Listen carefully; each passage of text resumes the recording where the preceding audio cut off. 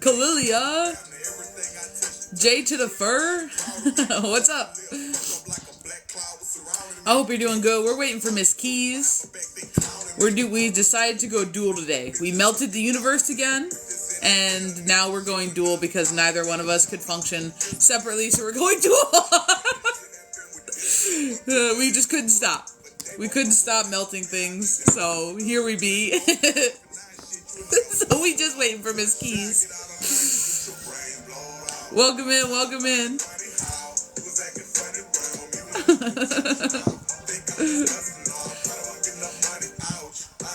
Coloring before work? That's what's up.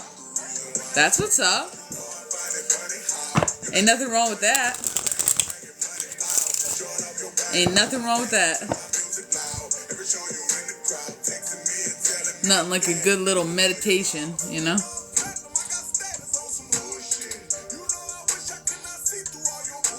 Welcome in, welcome in. How's everybody doing today? We're just getting started. We are waiting for Miss Keys of Wisdom. She is logging on, and we're going to be dual in just a couple seconds. I hope everyone's having a good, what's today, Wednesday? A good Wednesday.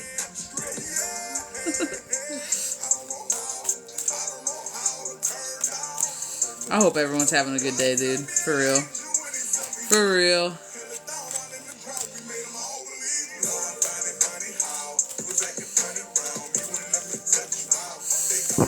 If anybody else is experiencing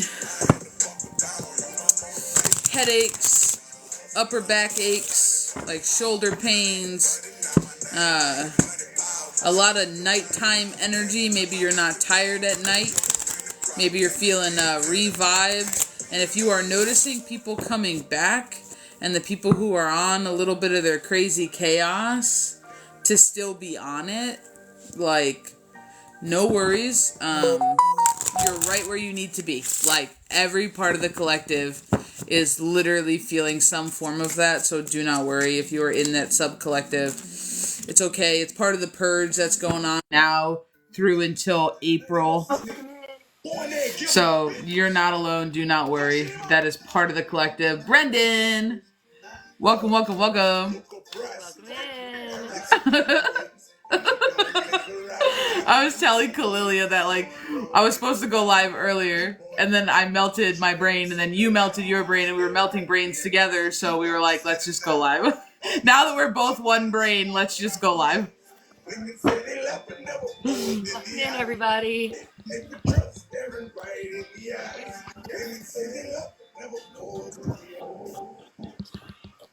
Good morning, good morning.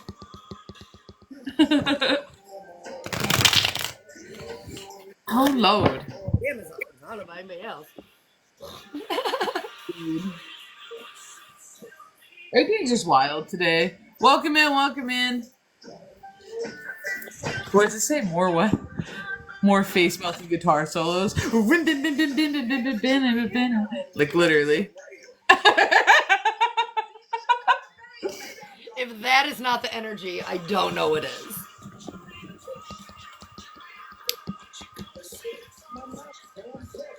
I might post that video I sent you today.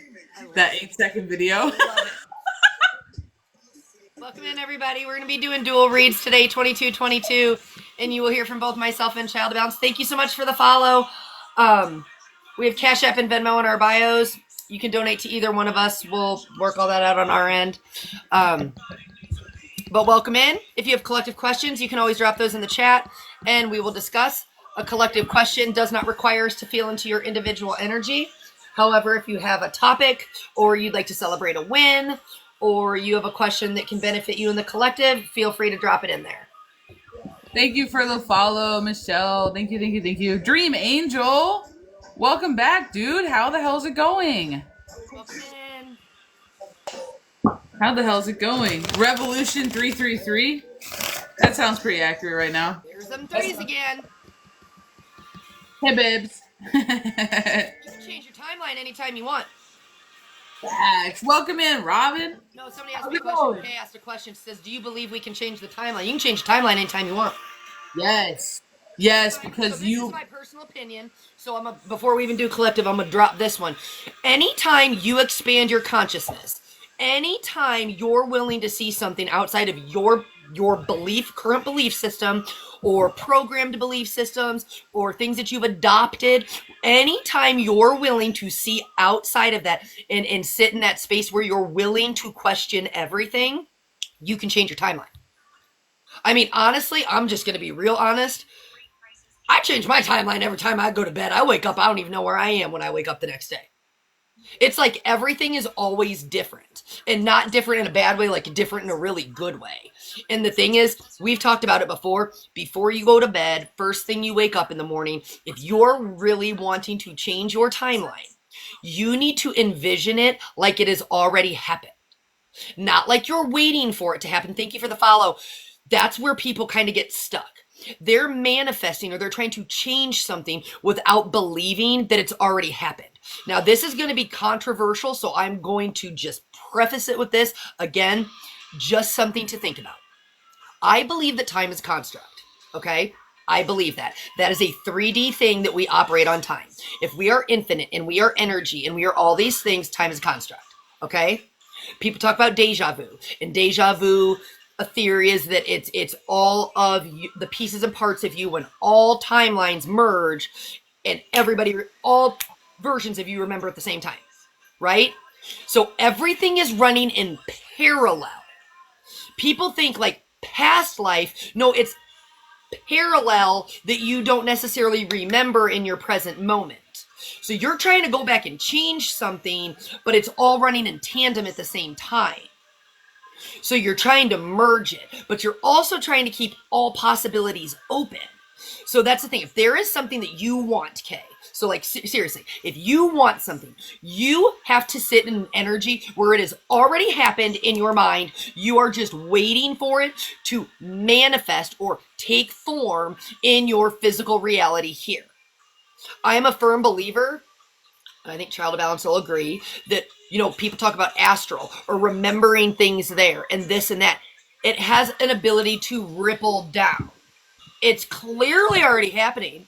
You're clearly remembering it, and you've just been fortunate enough to bring that memory back with you when you wake up for the day, right? So all possibilities are open. You just have to decide. You have to make the mental decision first, and that's what people don't get. Your mental decision, it can't be a wavering mental decision, and that's what happens. People waver. They're like, I want this, but I don't know how it's going to happen. So you're wavering.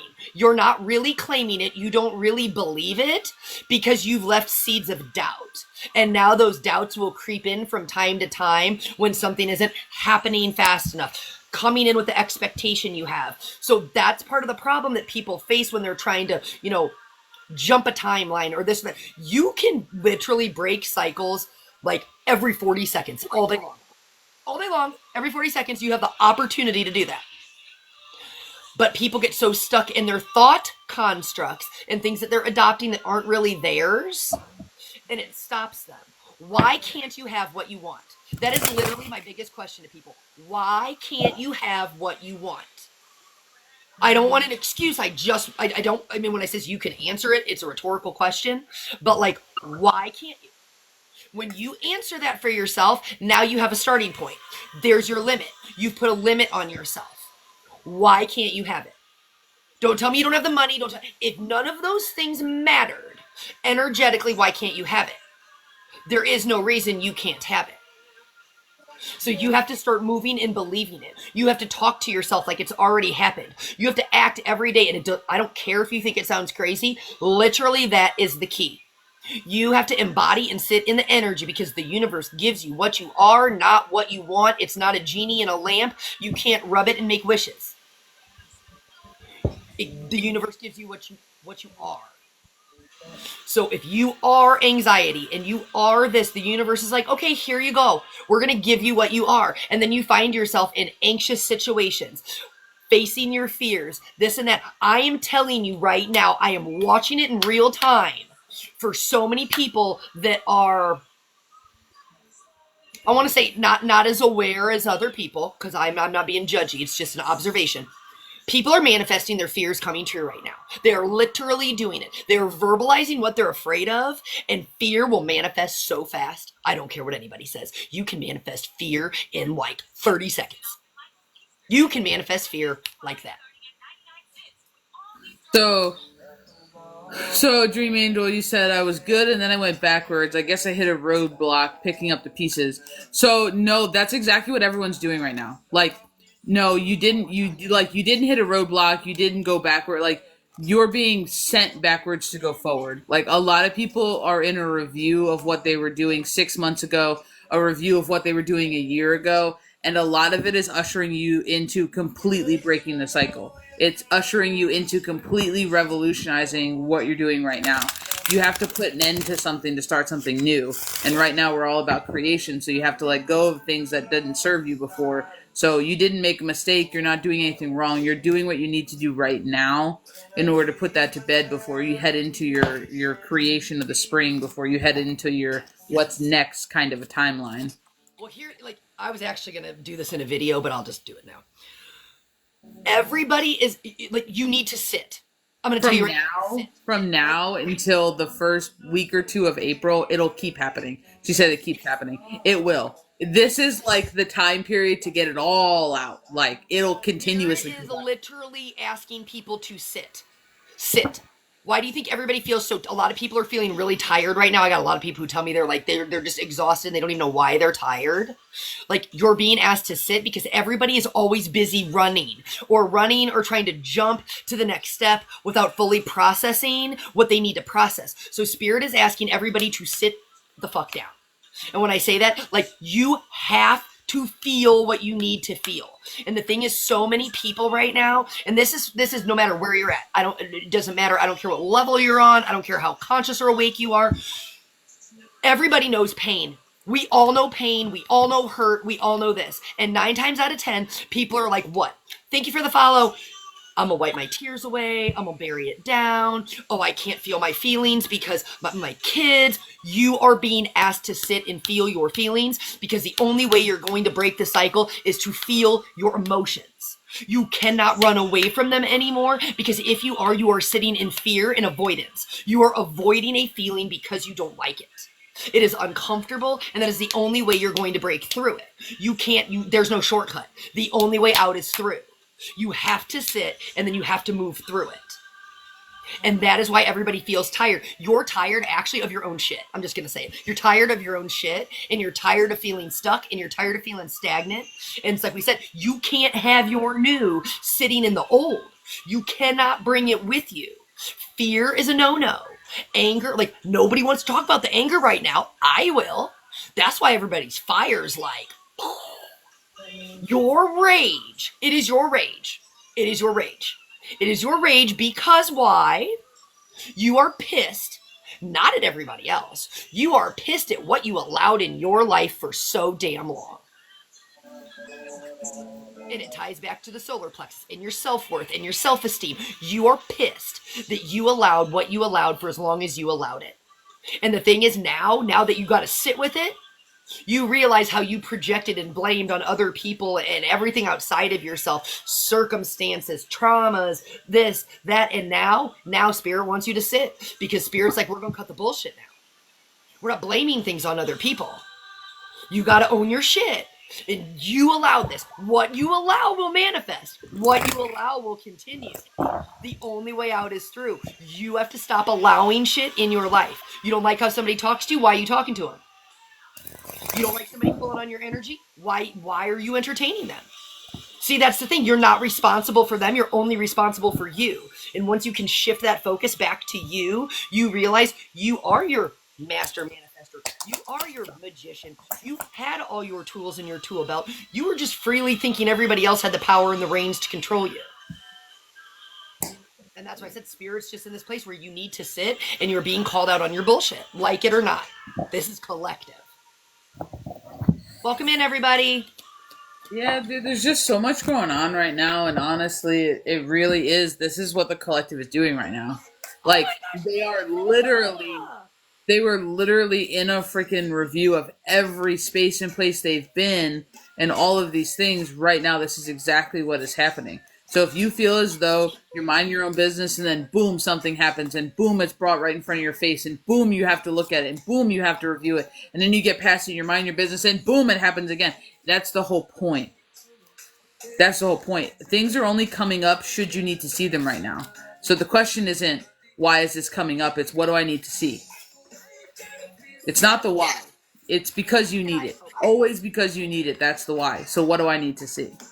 And I want to give this as a confirmation to people, because I know a lot of people think that, like, when you get called into review of past spaces and places, like, you think you're going backwards. You're not. They're trying to show you something. Allow them to show it to you without blocking it, thinking you're going backwards. You've gained clarity, so now they are having you review something with a new lens because you missed something the first time. Like ChildOfBalance said, for every sign you see, you miss 3. So they're letting you review. It's not you're getting sucked back in. It's you've done all this work. We're giving you more clarity. We're giving you what you asked for. Now review this because you missed something that is going to catapult you forward. But when you get in your own way, because that's what we're talking about, getting in our own way, right? We start being irrational. We think we're going backwards. That's an illogical thought pattern. They just want you to sit and observe. No. But you know what? Like, I feel like a lot of people like, I feel like a lot of people put a different kind of energy, the wrong kind of energy on the hermit mode. Like, hermit mode doesn't mean depression. Hermit mode doesn't mean dark nights of the soul. Hermit mode doesn't mean ego death after ego death. Hermit mode is literally just looking at yourself. It is self-discovery. It is self-realizations. It is inward focused looking. You don't need to be locked in your house for 40 days to be considered hermit mode. You don't need to not respond to any texts or any calls because you're in hermit mode. That's not it. And sometimes when people make it so dramatic and they take it so far to one spectrum, that's when you start getting the symptoms of that you've gone backwards. It's literally because it's like you cut everything off and you're doing it to you. You can hermit mode while working a full-time job. You can hermit mode while talking to somebody. It doesn't matter. It's just the point is the focus is on you and nobody else. Like, it's that self-reflection. It's that self-discovery. It's that, what am I doing? What do I feel? How does it, you're picking things apart from your central focus and not from the focus on anything or anybody else. That's hermit moding. But it's also just being the student. That's why we say, like, how good of a student are you? Because everything has the potential to be your teacher. Every person, everything, every energy. So it's like, if you're sitting in hermit mode, that means you're in the student role. You're looking to be taught. What is this teaching me? How do I need to look at this? Not, why is this happening to me? If you are in hermit mode, why is this happening to me? You're not really doing it correctly. Did that just happen? That literally just happened. On the King of Wands. Hey, your new one's coming today. On the King of Wands! What a great day. It's literally being delivered today. See? There's no coincidences. On the King of Wands. Welcome in. The list is open, Melissa. Yeah, it is. 1,000%. Yeah. It was supposed to be here yesterday, so the fact that this just ripped today and it's a day late is hysterical. Like, I don't even get mad when shit don't show up on time anymore, because I'm like, there's a reason for this. I learned that way back last year when I'm like, hey. When I was going to say thank you for the box that never showed up. Yes, exactly what I was just going to say. I'm finna send you something, and you're like, and then I just fucking didn't, because I got mad at the post office, and she's like trying to figure out how she's going to tell me thank you for this package I sent that like never showed up. And I'm like, oh no, dude, like I didn't even send it to you. It was sitting on my table. I got mad. And then I never said anything, and then you brought it up. You brought it up in conversation, and I'm just like, I'm like, oh, you didn't send it? Well, that's really great because I was worried about how the hell am I going to tell you thank you so much for your considerate package that you never fucking sent because it was like 4 weeks later you told me you sent it. Okay, but like the best part, but here's like the best part. When you want to talk about like divine timing, okay, so like I literally sent her this candle I made her, right? It was a very specific candle, okay? I made her this candle and I sent her road opener oil and all this extra stuff that like she didn't know was coming. I am not so I decided to send it when I did. We do this road opener and literally like, oh my god. There was no looking back after that. Literally, I don't even know what we blew open, but like all of it. And like we have like not looked back since. We got Miss Melissa on the list. So the list is open, guys. We are doing reads for 2222 today. You'll hear from both me and Miss Keys of Wisdom 369. You can send it to either myself, 101 the clock. You can send it to either myself or Keys. It does not matter. We do everything on the backside, so do not worry. But the list is open. We got Cash App. We got Venmo. The only thing we ask is that you come back in and you let us know how you donated. That way we don't miss you.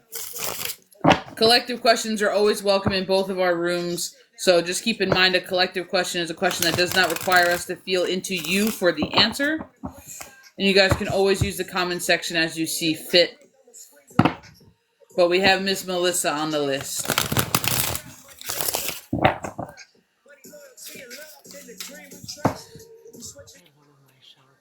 Oh, come to Jesus moments. Yep, we have lots of those. Come to Jesus, round table. You know what? I'll tell you Elizabeth, the shower's like my I do that in the shower too. Miss Melissa, do you have any questions? Yep, oh yeah, I'm sorry. Yeah. I'm sorry. That's my bad. You know you love just a general. Elizabeth just goes, I had a come to Jesus meeting in the shower. I got out of the shower and it was 3:23 at 2:32. There's your palindromes. There you go. She said, Miss Melissa said just a general. I'm so sorry, Miss Melissa. I assumed, I don't know why. My energy was like, she wants a general, and we just started like right down that road. So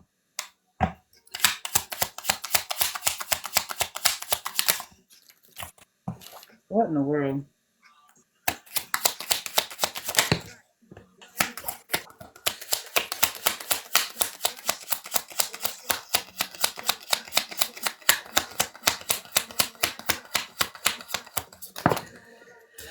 I like.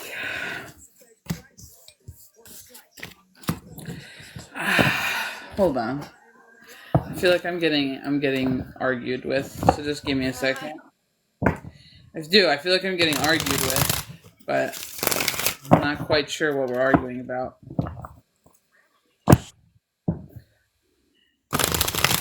Arguing where we're gonna start. Are you questioning yourself? Is this argument? Yes, she is. Is this argument questioning you? Because there's just something here that it's like. Yep. It's like I feel like I want to tell you you're doing it. Like I want to tell you you're doing it. I feel like you're starting to take back control, but I feel like there's still this form of confinement that is being felt energetically. This form of like I don't want to say stagnant, but just this form of energetic something that it's like it's giving me this back and forth push pull. Like it just feels like not the best things, 100%. Like not the best circumstances, not the best things. And there's just something about like I'm getting like this withdrawal feeling, but not like withdrawing away from society, like almost like withdrawing into self. And I feel like this is that back and forth. I feel like this is that questioning. I feel like this is that swords energy of the mind. Be like, did I do this right? Did I do enough? Did I not do enough? Did I done this? Maybe I shouldn't have done this. Maybe I should. Like, and it's like this back and forth. But I feel like underneath of it all, like, I feel like I want to say you're smiling on the outside. This is what's wild to me. Like, I want to say you're smiling on the outside, but your inner headspace is like not reflecting the mask of you being smiley, which is wild because it's just really wired because you literally have two opposite energies here is the way that I want to say it. Like 1,000%. It's like your outside energy is all smiles. It's all giggles, is like we're doing this, attempting to be positive, attempting self like expression, creativity, like it's like almost like someone trying to put their best foot forward and then their brain's like getting in the way. That's the way that I want to say it. Like somebody trying to put their best foot forward and then like, ooh, like something's getting in the way. Like I don't know, like am I the only one feeling this keys or like Oh, I was laughing because as you were talking, I was holding this up. She's second guessing herself. Her wall needs to be dismantled and she needs to shift her perspective. I've got the Six of Swords out, but she's in this like mental overload place. Like she's just so mentally overloaded, and it's like I feel like I have the Compass card out for her. I have the Intense Change card out for her. It's like she's second guessing how the things are coming in. And like I said, but you hit the nail on the head with the trying to put on the smiley face on the outside like everything's okay. Well, and I want to call you a beautiful disaster on the inside. I don't know why I want to say that. It's like you feel like you're in chaos, but everything that's swirling on the inside, this is like your storm. This is actually I want to call it your fire igniting, because they're showing it to me like as a fiery tornado. It's not just like a flame. It's literally like this spiraling of energy, but it's not in that bad, it's not in a bad way, but you're needing to clear these mental blocks is what I'm getting on my end. And it's like you're trying to step into your Empress energy, into your creation energy. yes. I have it down. I have it as a reverse here too. Yes. Yeah. But the thing is that you're kind of you're lacking the confidence in yourself, and you're keeping yourself guarded. And when they say your wall needs dismantled, it's almost like what you're asking to come in, you're subconsciously pushing away, is what I want to say.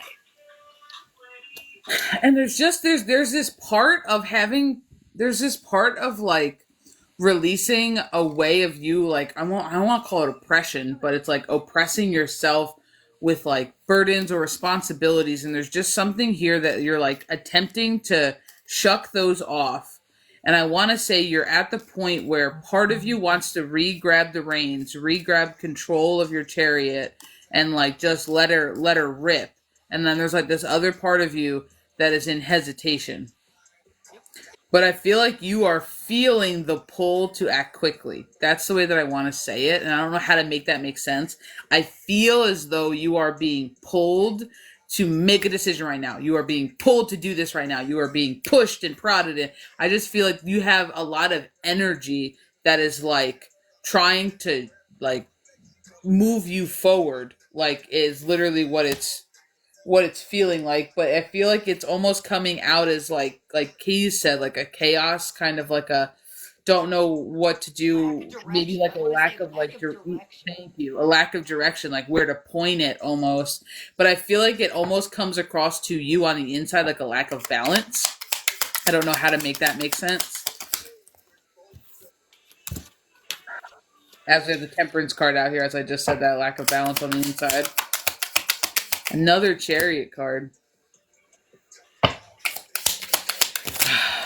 Are we like forgetting who we are for a second? Like that's the way that I want to say it. Like are we forgetting how powerful we are for a second? Are we forgetting like just what we've done? And the devil card. Yes. Like it's almost like I want to tell you just how amazing you are. I want to tell you all the shit that you've put up with, all the shit you've been through, how far you've come. And it's almost like because you've been here, and this is the way I want to say it. It's almost I'm getting cold chills. It's almost like because you've been here so long, you forget that this was once the goal. Like that's the way I want to say it. It's almost like you forget that where you're at right now is literally what you prayed for at one point. Like you hit a mile marker. What? I said, and I have the "you can't go back to yesterday" card. Stay in the present moment. As I put the deck on your journey and your trust cards. Honestly, what I feel is like, shh. It's just like you said. This was what you wanted at one point, and now you're beating yourself up because you don't want what you once wanted. That's literally what it feels like.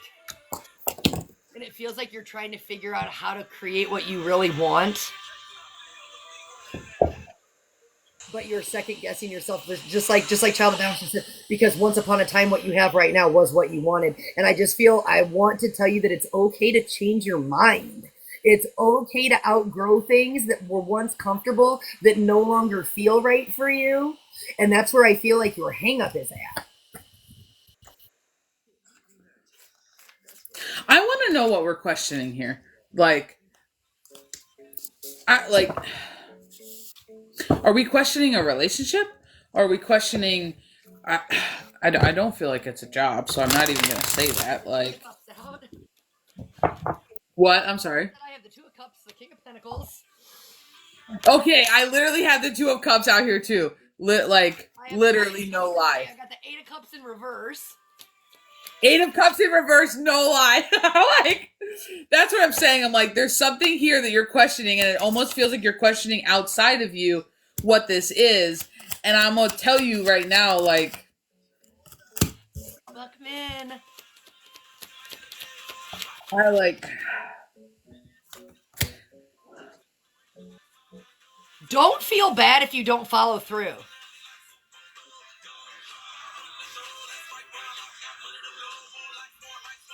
Why do I feel like you made a commitment, you don't want to, you're rethinking it.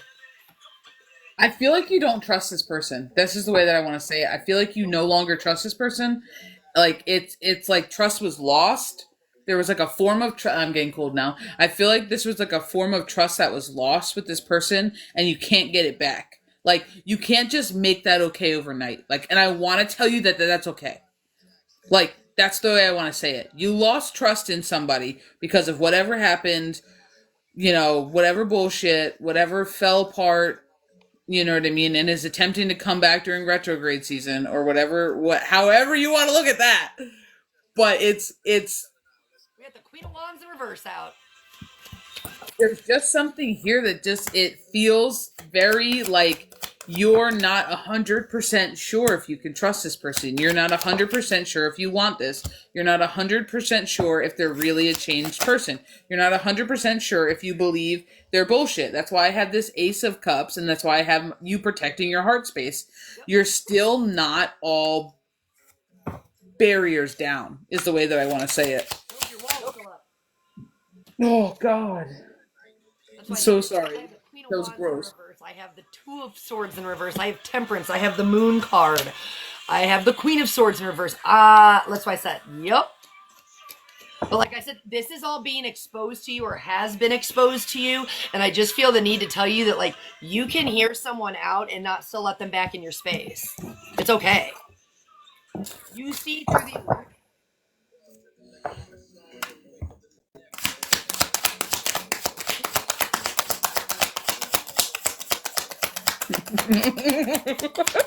When you ask a question they don't want to answer. But like, I got the Five of Cups out, but it's like, you feel bad. Like, I want to say this. You feel bad because you see something for what it is now, and you're not going back. Like, but you're beating yourself up over choosing you this time.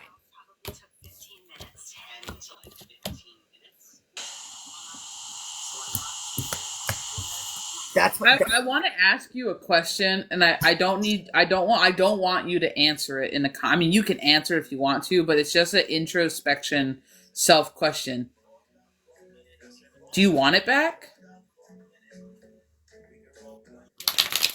Do you want it back? Because she thought she did, but she doesn't. it feels like that's the scary part, and I'm not trying to make you uncomfortable, but it just feels like that's the scary part, that you got what you, I don't want to say you got what you wanted, but you got what you wanted and you're not sure if you want it. It's like a weird kind of a feeling, but it's literally like, and they're not answering my question because I'm asking a very direct question. And the fact that I'm shuffling through the deck and like is coming out is like, they're not answering my question on purpose.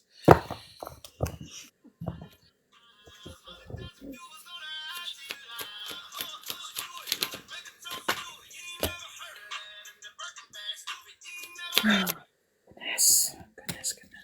You raised your standards. I mean, that's it. You raise your standards. You don't have to settle anymore.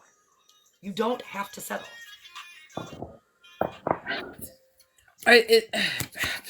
Is somebody assuming you're the same person? You know what I mean? Like, if somebody assuming you're the same person, that maybe you're trying to accept the new them and they're almost comparing you off of how you used to be, like they haven't learned that you've grown yet. Like, there's just some sort of energy here that it's like it's the re-coming back, like there's just this like rekindling energy or whatever. Like, one, it's gonna be a lot of work. I'm gonna be honest. It feels like it's gonna be a lot of work. But there's just something here that it's like it's kind of giving the energy of like stuck, trapped, but like almost in the past. Like, not even like just mentally unsure what to do. Yeah, of course, the eight of swords, but it's like, I don't know, dude. There's just something here that makes me feel like you almost have to, and this could just be the way you're looking at it, and this could be why that they're giving you the hangman out here, but it's almost like you feel like you have to be a past version of you for this to work. And that's like kind of messed up, because you shouldn't have to be something else for something to work that's for you. And I don't know if this is just your construct right now, and maybe that's why they're like, you think you can't, if you're not, if like being you, this relationship won't work or something like that. But there's just like, this pulls straight from the past. Like, it's literally like your past coming back. Like, it is like straight from your past. Like, are you getting like, I like don't welcome in, Jay. Hold on, let me read what you guys say. Welcome in, Triple Goddess. She says, it's fine, a relationship with recovery. It's not the person, but yeah. It's the behaviors. It's not the person. Cryptic.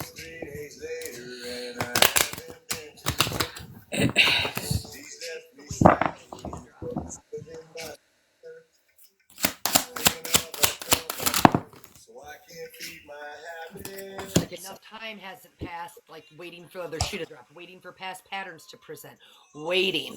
The waiting game.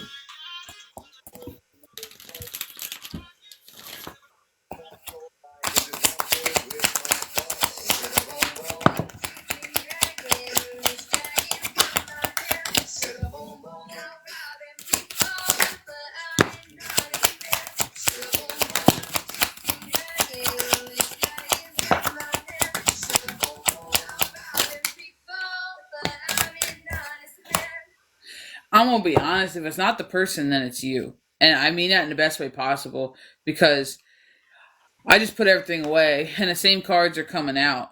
Like, the same cards are coming out. Disconnection in the connection. Like, King of Wands out here.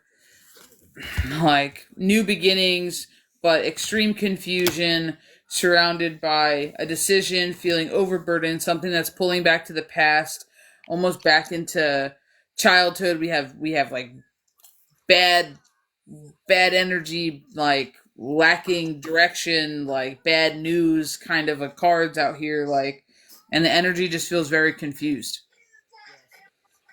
Like 1,000%, it feels very confused. And the fact that they turned you from Queen of Cups in reverse, which would be my immature, slightly unbalanced, emotional feminine, to my Queen of Wands, living like energetically and lively and spunky and passionate, almost assertive.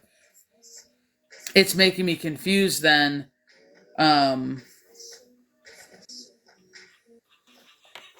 What the problem would be, because if he's bringing back a emotional romantic offer, if you guys are reconciling or whatever, and he's coming back as the King of Wands, and you are embodying the Queen of Wands, and this should be a perfect match. There's something here that is causing the confusion. And the fact that It feels like the Go ahead. Physical issue of the addiction may be pushed aside, but it's the mental chaos that comes with working through a space like that. Kind of like, it's giving me that energy of like, and don't shoot the messenger. If you stop doing this, this is the root of the problem. And when you no longer do the root of the problem, like things will get better. And it's like, it's giving me the energy of somebody trying, but then still realizing that there's still other things that you don't know if you can get over. And then feeling bad because somebody else is trying to do work. Like that's the tug of energy and the tug of war that. But it's up here. It's up here.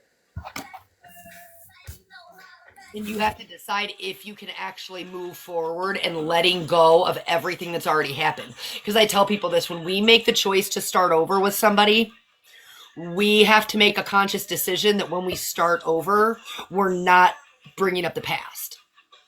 As long as both people have agreed we're trying to move forward, right? I don't mean you just sweep it under the rug and don't deal with it. I mean in the sense of when the effort is being made, you can't create the fear that like the pattern's going to repeat itself again.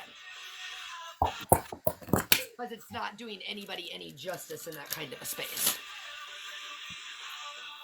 Because it's that ominous, like I got to keep my guard up at all times just in case. He says, it's not the. Okay, hold on. Sorry. It's not the person, but yeah, a person. And then she says, it's not a person, it's a situation. It makes sense to me. I don't have any people in my life like that.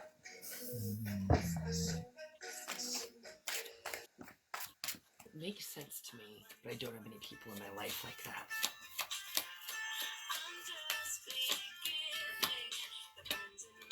It makes sense to me. I don't have any people in my life like that. It's not a romantic relationship.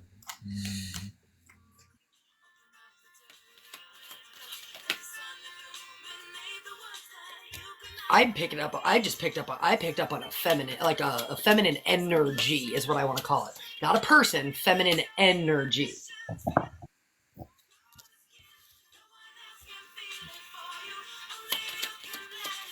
I'm just trying to think if we said it was like a relationship in the way of being romantic. No, I don't get that it's a romantic relationship. I'm just trying to think. We said the Two of Cups, but Two of Cups is just Like an emotional. interpersonal relationship. Yeah, it's just an emotional relationship. One, two, three I on had the the Queen of clock. Wands in reverse out. I had the Queen of Swords in reverse out. It's a feminine energy. Like I said, I'm just picking up on a feminine energy. Words aren't enough. Words aren't enough.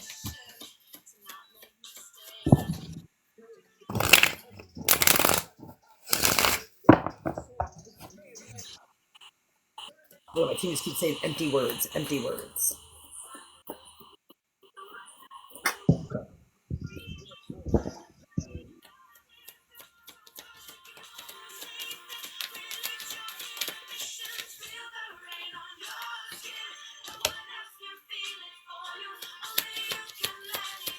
People pleasing.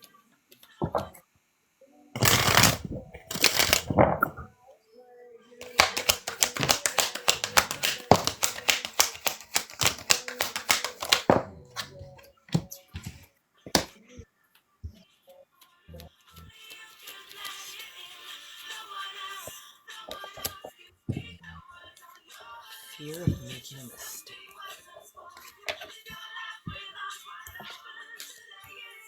Like, did you let somebody go and you're regretting your choice?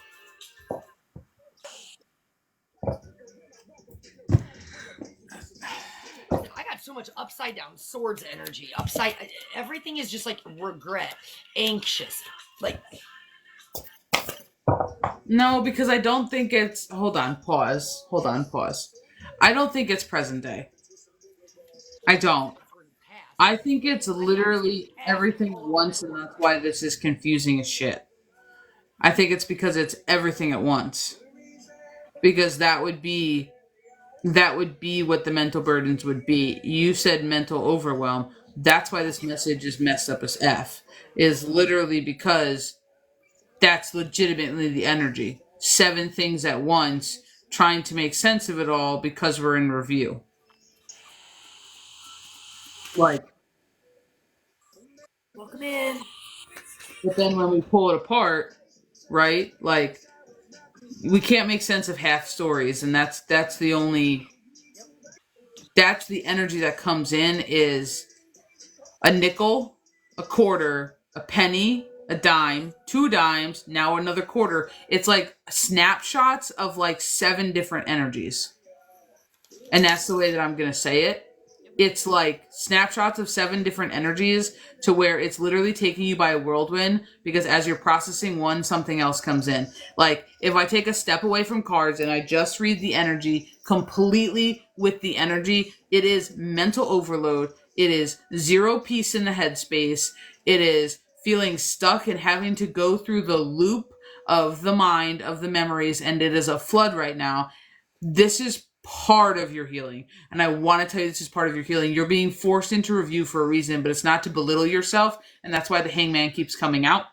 Because they want you to change your perspective. You're not reviewing because you could have and should have did something different.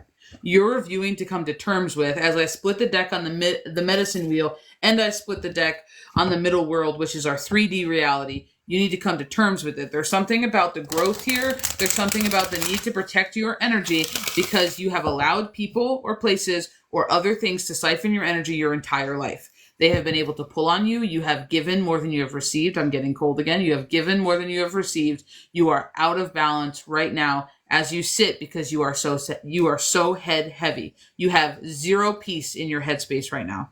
This is why it's wild because we read energy, we don't read cards, and this is why this is coming out this way because this is what you are currently sitting with.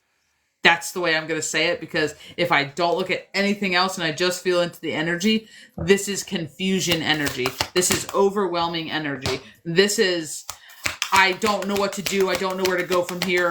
What the F is going on type of energy. This is trickster. There's the card. This is trickster energy. You're not in a state of lack. You have made no mistakes. This is taming the wind. Shut up. Air. Okay. Well, I just got the Taming the Wind card. Air is your mental element. It is the mind, which is also swords. Taming the wind is in reverse. This is what you have yet to do. This is your legitimate only lesson right now. It is inner balance. That's why the Temperance card came out a million times. This is your lesson right now, is to literally balance your shit. But in a good way so that you can function. You no longer, part of your healing and part of your growth is you don't need to spiral anymore. You don't need to be stuck in the loop of reliving your burdens over and over and over again and being made to feel as though you could have did something, didn't you? Should have did something different. You're the, like, we have the Time Master card out here. Like, you are being able to manipulate these types of things, and they're trying to get you to learn how to manipulate your own energy. And it's literally, oh God, I'm going to transmute all of this for you. I swear by the time we're done with this, I burped enough times. Like, they're literally just, okay, I'm not going to lie. The energy already feels lighter after that last burp. But the eruption card, the upheaval card out, and yes, all of it. But that's literally it. They're having you gain control over it because they're talking about how you have been blindsided by a lot and you're already questioning the things that are right in front of you right now. Like you are already questioning the things that are occurring in present day right now. And then you add your, I'm going to call it the fuck shit review from the past, where your memories are flooding in, you're getting random pings from shit that takes you back to last year, or shit that takes you back to a couple months ago, and it's all happening at once, and this is the burden. This is the weight that you're feeling. It's energetic. Your only goal right now is literally to stay present. Like, literally to stay present, because there's just something about you giving energy away to people as the strength card comes out. Like, okay, now we're on the right page. You giving your energy away to people, and there's literally just something about you reclaiming control, and that's why the Chariot was out so much, and that makes so much damn sense now, is because you're trying to. And I feel like you don't need a read. I feel like you need tools. And there's just something about a love for self, and like you need to care about yourself enough to be like, I'm not doing this anymore. And I feel like that's your line in the sand. It's not necessarily somebody else is love for you. It is literally love for self. And that's why, Keys, you got that devil card out. It's that conflict with self. It's that imbalance and disharmony with self. It's that keeping yourself stuck. You don't have to carry all of this. This isn't your burden to bear. This is a sad embrace card. This is not your burden to bear, and you've carried it long enough. It's the 45th card. 4 plus 5 is 9. It's your completion. I also just got the completion card out. And where'd it go? Got your completion card out in this deck. This is acknowledging what is yours, what is not, and letting it go. You don't have to sit in turmoil anymore. I'm going to be honest. They're calling this your reality check. That's the way that I want to say it. You've been functioning on E or pretty damn near close to it for a long ass time. And this whole thing has nothing to do. I'm not surprised if you have a rekindling of a relationship, but that's not the point. The relationship they want you to focus on is your relationship with you. It's your ability to control what happens with your energy inside the vessel. Like your new relationship, I don't know if I can do this. I don't know if I should do this. I don't know if I'm doing it correctly. What if this, that wasn't talking about this masculine energy or whatever the F is on the outside. It's physically talking about the fact that sometimes you still feel empty. The fact that sometimes you feel so small that you want to cry. Sometimes there's no relaxation.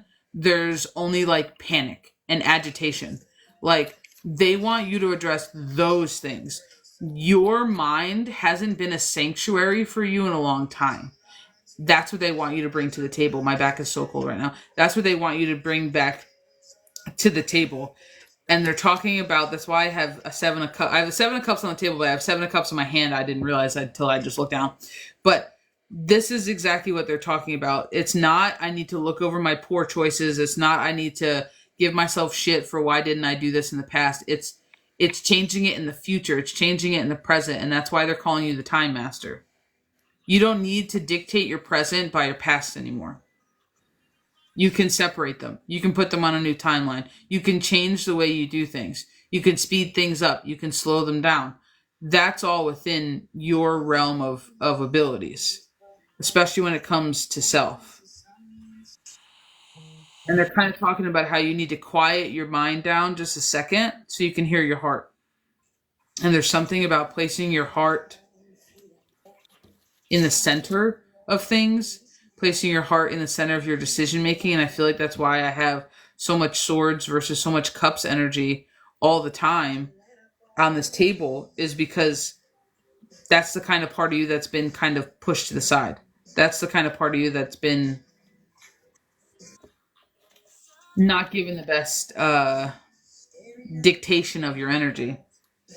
You've done things almost under the guise of, well, because I care, or I care about you, or I care about this, and I'm okay with this. But it's not acting off of your heart. It's acting off of your brain, thinking that this is what's right. And they want you to kind of swap the spaces. Like, you need to have like a serious, like, come to Jesus quiet time moment with yourself, because you need to work on some tools to shut the chaos out. Because if you can't turn that chaos off inside of you, you're not going to be able to function throughout the day. Like, you shouldn't create like a alternate world in your mind, no. But there's a part of like, you should be able to have peace on the inside and not feel left out, not feel bad, not feel less than, not, you shouldn't have everybody on the outside, like, you know what I mean? Like, giving you shit and you on the inside giving you shit. Like, you're like currently working hard to break the cycle is the way that I want to say it. You're currently attempting to work hard to break the cycle. So I almost feel like I want to switch from cards, as we have the death cards, we're talking about breaking the cycle. Like, I almost want to switch from cards and ask you what you have going on in your headspace. Five of Swords, because you're still fighting yourself, and there's just, ear just went deaf tone. And I just want to give you rather more like tools that you can use rather than tell you what you already know, because you already know this is a problem. You just don't know what to do with it. You have an awareness, you don't know what comes next. And that's why I said everything came out over here when I clarified on that Two of Cups. This masculine, feminine, it's you. It's you trying to figure out which version of you have to be. And you don't have to choose. You can be both. That's why I said you have the sad embrace, the coming apart, the healing, the ouch, only to come to life again as you've gained your awareness. But now where you presently sit is this sacred pool card. This is where you need to look at yourself and be okay with you in the mirror, and you bring yourself back together again. That's the thing. You feel so disconnected from self that you just need to be with you. You don't have to show up, like she said, with all the chaos. You just have to show up as whoever you want to be, not who you feel you need to be for everything outside of you, because it's tearing you apart inside. That was a fun little test I never thought I wanted to do. So what? I almost want to know, what does your, I can feel what it feels like, but what is the biggest problem with your chaos headspace for you? Because I'd rather give you like a little baby tool that you can use to alleviate some of your headspace. So it would just help if you could just explain to me what you think the biggest problem for you right now with the amount of chaos in your headspace is. Is it too loud? Do you get pressure headaches? Do you feel like you can't walk, or you get like, what is really going on, so that we can give you a tool to utilize? Because I would rather do that. It feels like you just need help decluttering and de-stressing the mind right now. And it feels like your other energy is trying to do everything you were doing before this week. When it overloads, I shut down. Okay, so if you get into complete shutdown, and I'm going to take this from just elemental, and this is kind of like, we're going to mini mentor you for a second. So just know that. So if you have overloads to where you shut down, that tells me, one, things are moving so quickly that they come to a standstill. When things spin fast enough, the image is a solid image to visible light, right? You can see it when you spin a coin and all these other things. The same thing happens with energy. So when we're talking about elements, your mind is your air element. It moves very, very quickly. When it spins at the rate of which you have physical shutdown, there is so much chaos, it's bouncing around and it's overload, right? So we need to do the opposite. You have such a light, fast moving element. We need to give you a denser, slowest element possible. Earth. So pausing, physically stopping when you start feeling overwhelmed, the moments before shutdown, not ignoring it and hoping it goes away. You know what I mean? Taking a second, pause, to breathe, and to tell yourself, like, my headspace is not me, the chaos is not me, I do not give it permission to affect me, and go ahead and ground. Do that as many times as you want. You can do it in your head, you can pause, but you have to take those moments. The problem is, it's like, it's almost as though you're trying not to focus on it, but you're not necessarily telling it needs to leave. So some of the energy is yours, some of it's not, and the things that are yours are being amplified right now, especially giving all the craziness that's going on in the cosmos, in the planetary alignments, in the sun and moon energies. It's on level 12. You have the ability to pick up on collective energies, and you are moon tolerant. So you do get affected by the moon and its cycles. So this coming to a head is overwhelm for you. Like physically exhausting overwhelm for you. Yeah, it's exhausting. Exactly. Physically exhausting overwhelm for you. But then what does that tell you? If you had a kid coming up to you, go, Mommy, I'm exhausted. Well, go to bed, hon. Go rest. You have to treat yourself the same way you would treat somebody else. So if you need rest, then you need to manage your schedule right now so that you have that. And it's not an option. There's no I can't. Take 5 minutes, take 5 minutes 10 times in an hour, it doesn't matter. Like you have to do it. And that's where the putting you first was coming up in Keys's thing. Is you're trying to push through it in your masculine energy, your king of wands. You're trying to push through it. Your fire energy, like I could just blow right past this. It's not a big deal. And literally the feminine in reverse, your emotions, your queen of cups in reverse is like, oh God, emotionally I can't take this anymore. Like that's exactly what it is though. So grounding would be really helpful for you. Um,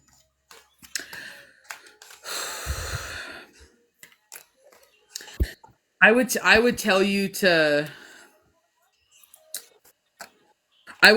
play with your root chakra right now because it's also going to aid in your stability. So when you feel like you need to waver somewhere and you feel like you're stressed and you can't I'm sorry, hold on. Can you like back up? And you feel as though you like can't stop, like, and you feel like you're gonna fall over, and blah blah blah, and there's no, like, you're gonna spin like a top off the planet and your head's gonna pop off, like there's just a form of like solid foundationing and being rooted that would be extremely helpful for you. I know. I had to get him away. I couldn't. um but there's literally just something that is literally, I would start working with the color red. You can wear red. You can start moving in earth foods or red foods like apples, like potatoes, roots, things that come from the ground into your diet. You can listen to 396 frequencies, stuff like that. Yep, beats. Yep, those types of things.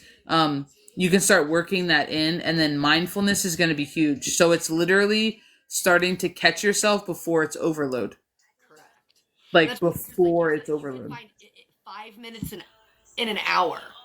Take 5 minutes. Don't let it get out of control. It's kind of like when you stay ahead of something. If you're not feeling good, and I say you take, some people take Tylenol or they take this so it doesn't get worse. You want to implement things regularly throughout the day to keep it from getting out of control.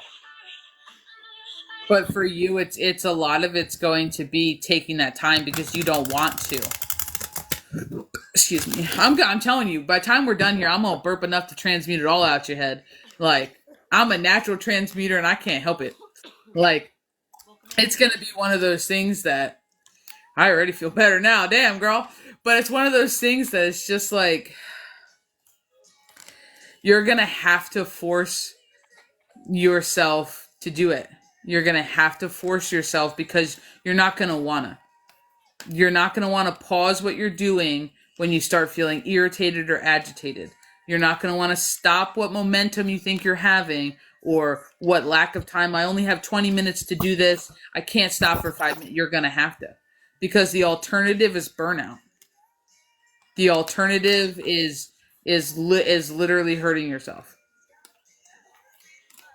So right now, like, you are on a healing journey, but this is for you. This is a form of self-love. Self-care. This is you. This is learn, like, listening and learning your body, listening and learning your energy, and actually moving off of it. When we were talking about moving off your heart space, this is it. Your heart is part of your intuition. Your heart is part of your feminines. Your heart is part, like, it is part of all of these things.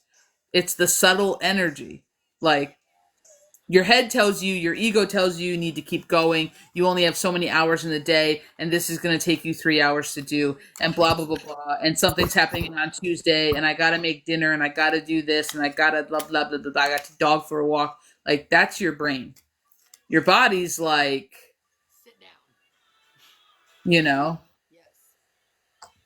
Your body's like, I've had enough. Your body's coming apart at the seams because your head's telling you to do everything but the opposite of what you need to be doing. Facts. Facts. Grounding is going to be huge for you. When you take a shower, I would suggest you letting the water smash on your crown and tell the water it can take your chaos out of your headspace, because that would be helpful for you every night just to reset. Energetic protection and releasing things that aren't yours. Like, you are not your thoughts. I am not my thoughts. They are not mine. You know what I mean? This energy does not have permission to affect me or my work field, blah, blah, blah, blah. Like, however you want to say that so you feel comfortable. But it's literally a game of energy right now, because all of this is not all of yours. And that's the thing. You can feel it because of who you are, and you can't hide who you are, sister. But it's like one of those things that it doesn't mean you need to be sideballed with it. It doesn't mean you need to be pushed off the tracks. You know what I mean? So chaos out of the brain to the ground in the shower. I've been trying to give back. Yeah. Yeah, but that's the thing. Yes. Yeah. So chaos out of the brain, 1,000%. But you can also put your feet in the dirt. You can start focusing on your breath in the middle of the day if you can't hop in the shower. You know what I mean? You have 5 minutes. Go stand outside. And that's why I said, I get it. Not everybody can go outside and just rip their shoes off. But if you can stand outside and focus your breath, even if you just put your hand on your heart, focus your breath, you will start to re-regulate your nervous system, your thoughts. You will re-regulate yourself very quickly just by connecting to your breath. Well, that, and then you said you've been trying to give back, but there's a difference between being generous and giving to somebody and allowing people to take even after you're gone. There's a difference. So if your energy doesn't leave with you. So if your cup is not full right now and you're giving more than you have, you are perpetuating and creating an imbalance there as well. It's okay to say, I don't have anything to give today because I need to give to myself. You have to give to you to be able to give to others. To be of service to others, you have to be of service to yourself. It's as simple as within, so without.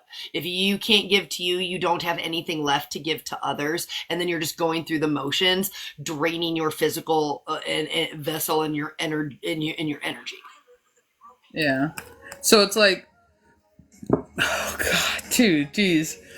But it's literally, I'm so sorry, but it's literally as though you have to overflow your cup. You have to give to you so much that you fill your cup up and it overflows. People get to fill their cup up with your overflow. They don't get to take from your cup. That's the difference. And you may not think that somebody's taking from you, but if you're not practicing energetic mindfulness and your energy doesn't leave when you do, that is them taking from you when you might not be aware of it, when you might not see it or feel it, or they might not be directly in your energy. If somebody's renting space for free in your head, if you're thinking about somebody, they are taking your energy and you are allowing it. So that's part of that control. 1000%. That's something people don't realize enough of. When you're thinking about somebody else, they are taking your energy. Literally, by definition. Oh, you mean I've been trying to give back people's energy when I shower? Yeah, you don't have to give it. You don't have to give it back to them.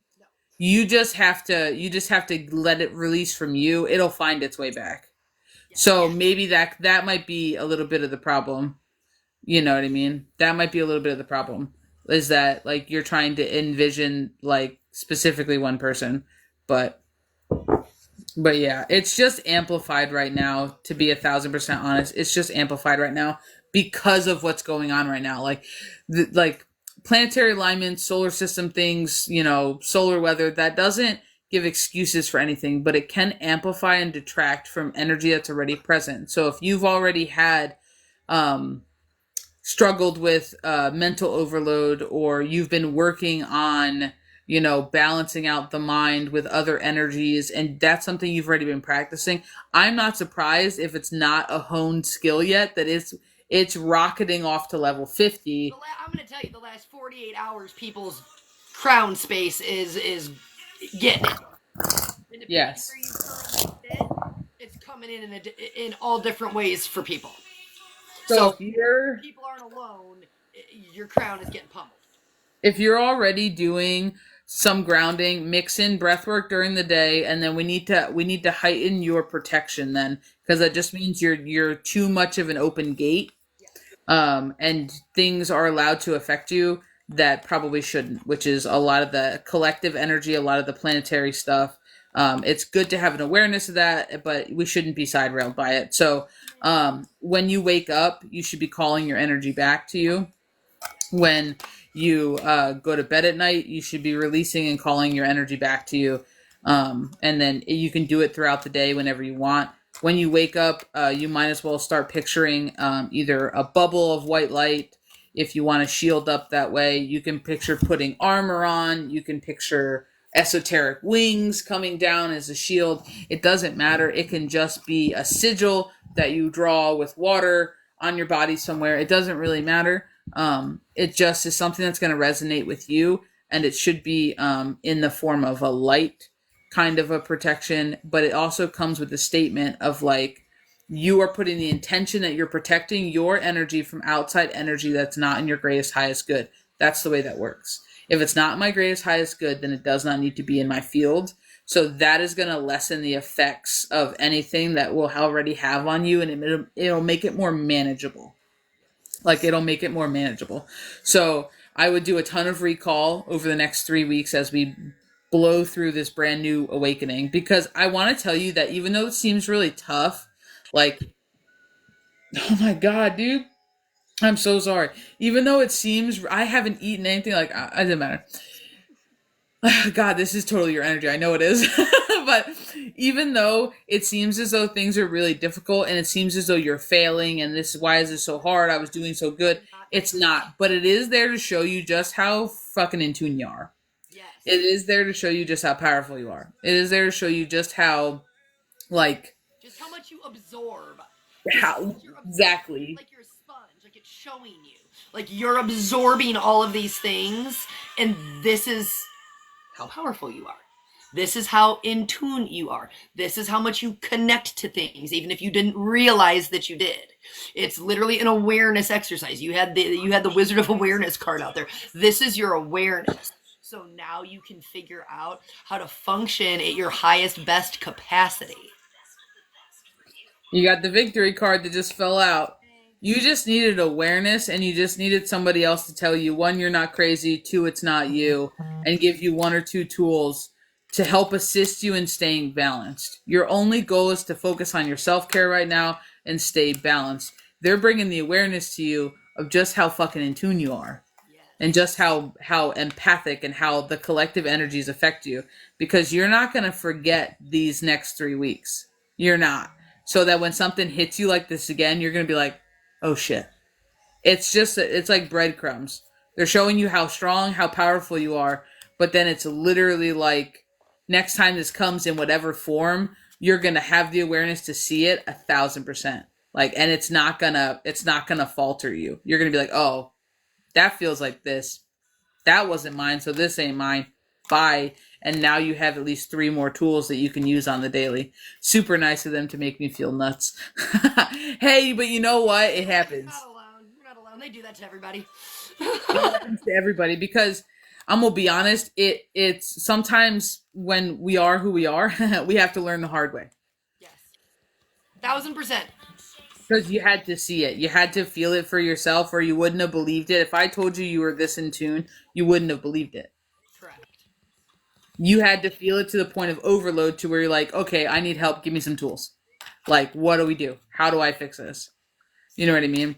And dude, if in a couple days, like, give it a day or 2 of you actually implementing the tools, and you're going to have discipline for it.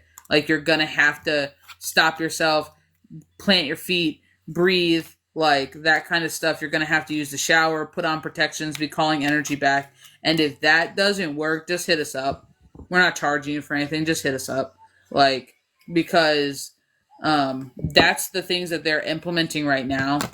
And if it's something in particular that like is seems to be rearing its head later on after after you've seriously been doing all of that on religiously, like, then we just need to, yeah, we'll just have to game plan a different way. But that's like your basic stuff. That's like your stuff that, a beginner can seriously do no problem. Like, it won't falter you. This is something that is easily within your realm of your wheelhouse. This is not anything that is, too much, or you're not going to be able to do it. Like, 1,000%, I have all the confidence that you got this. 1,000%. 1,000%. Protection, grounding, calling back my energy, taking breaks, showing yourself self-care. I like how you left that out. Taking breaks, showing yourself self-care, like saying it's not yours, continuing to release energy, taking breaks when you need them. Like, I see you leaving that part out. Like, I see you. Bob and weave. I'm gonna not do that one. Right. LOL, it's not mine. I still see you leaving out self-care. I see it. Oh, now we come in with the self-care. But that's the point, yeah. I'll fly under the radar like nobody. I'm gonna tell you the 5 things you said, but I'm not gonna tell you the things you said for 20 minutes. You are correct. It is not negotiable. That's fantastic. No, but 1,000%. Like, seriously, Melissa, if those tools don't work for you, then we'll set up like a 15-minute space, me and you, and we'll chat privately, and we'll give you something else, because you shouldn't feel crazy, not because the planets are doing their things. So, like, I have all the confidence that's gonna work, though. I'm gonna be honest. It's just tweaking your routine, because you got to understand, you're in the middle of transformation. You're in the middle of your growth, and as you transform, you level up.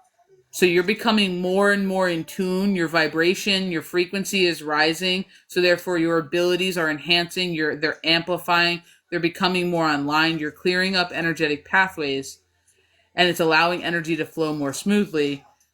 But that also means you're using more energy. That also means more energy is entering and exiting your body at all times.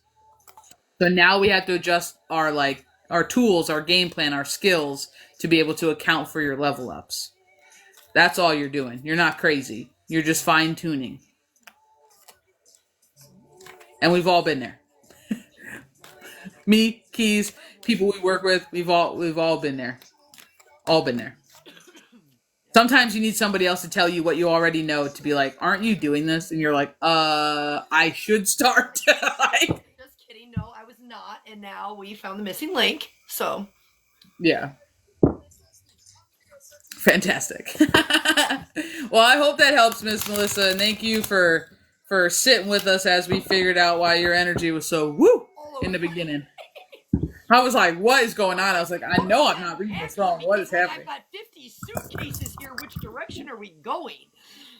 I was literally sitting there like throwing it like this, and I'm like, okay, swerve. Okay, over here. Like, that was wild. That was the wildest probably read that I think I've ever had, especially on duels. Like, I was literally sitting here, I was like, the same cards are coming out. I'm like, and what? Okay. And I'm like, am I wrong here? And then you're like, nope, same card. And I'm like, okay, good. It's not me. Because I'm like, this feels just, whoa. And they do that on purpose. Yeah. You know our teams do that on purpose because they're making a statement. And it's so obnoxious, but they do it on purpose. Because they could have just been like, oh, you're getting pulled every direction. They're like, no, we're just going to show you how intense every direction pull is. And we're going to take you in 52 miles until I was literally sitting until I'm literally sitting here like, you know what? I'm done. We're not doing this way. Like, I was like, everyone just needs to give me a second. That's wild. Well, I hope that helps, because that was a crazy carnival ride that I never thought we were gonna have to go on, but I'm here for it. And the clowns are back at the circus, and we're doing like all the things. So, Miss Melissa, I am glad that you got some assistance, some tools, and you don't feel crazy, because you're not crazy, but that energy is wild. I feel way less spun out. Well, I've about burped about 10 times, so I'm sure you do. I'm sure you do. I'm a natural transmuter, so I am 1,000% sure you do. But I'm glad. I'm glad. That's why we do it. I'm glad you feel better, even just a little bit, and I'm glad you feel a little bit more confident. So thank you for staying with us during that wild ride that was your read. You're like, here you go. We're gonna give you all of it. Whoa, buddy. Now, I mean, but for real, Keys, that was wild. Like, I was literally sitting here and I was just like, okay, they're not telling me I'm wrong. Why are we not telling me I'm wrong? Like, I'm waiting for a hit. I'm waiting for a whack in the back of my head. I'm waiting, and they're like, nope.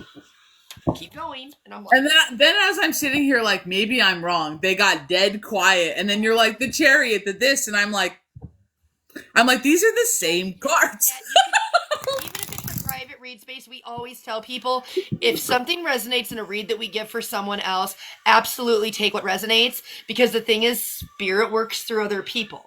So other people and messages can be confirmations and guidance for you as well. So if something resonates for you in Melissa's read, then absolutely take what resonates for you too.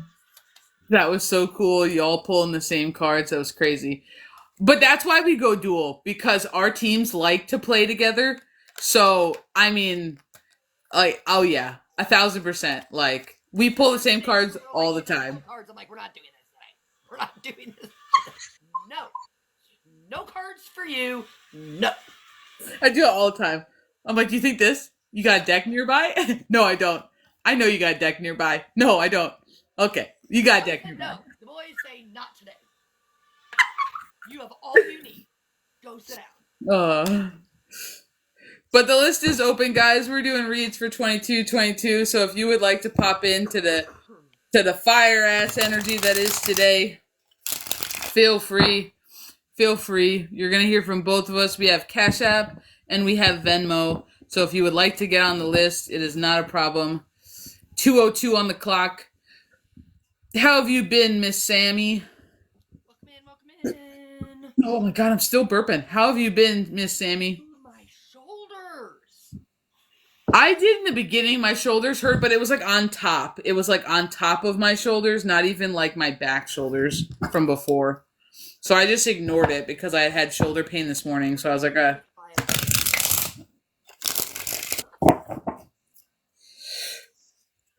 don't really know if we did collective. Like, that's how we just went. No, we did, but we didn't. Like, somebody asked a question, and then I think we did a collective without cards, and... Oh, that's right, yeah. I don't even remember what we were talking about because my brain is just, like, erasing things from my mind as fast as they come in today. I'm good, sick again. We have respiratory germ in our house. Mullen, and you need some elderberry, and you need some colloidal silver, and if you can get some supplements, you need bromelain with quercetin, NAC, and zinc. And you will feel better in like 48 hours. I also, I know this has nothing to do with that problem.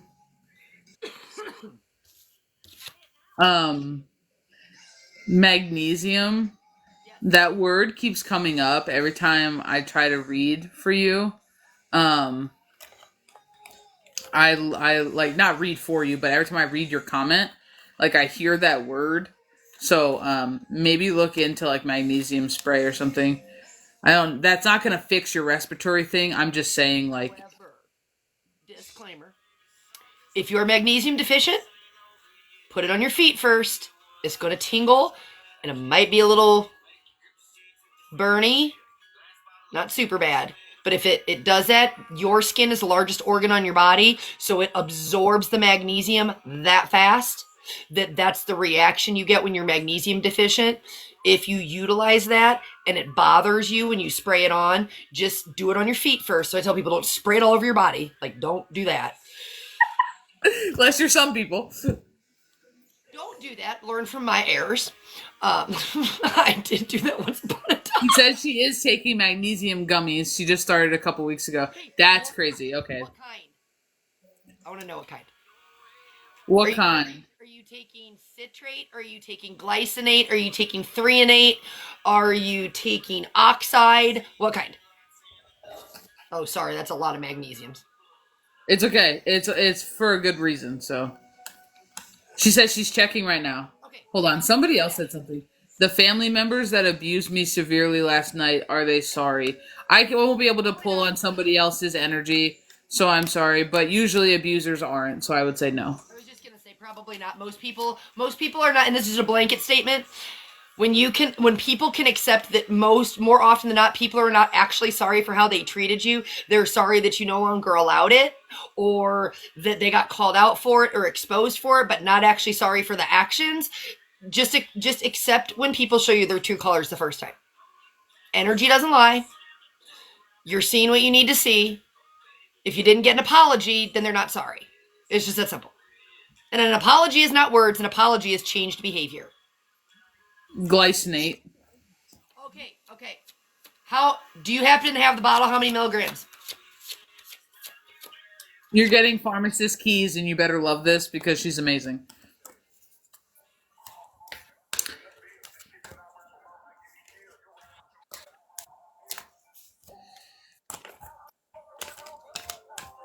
How many?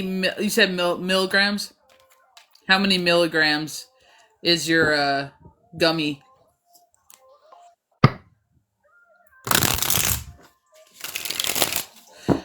100 milligram Nature Made brand. Do you take one or more than one? Do you take one or more than one? I'm gonna need you to take more than one. I need you to take more than one.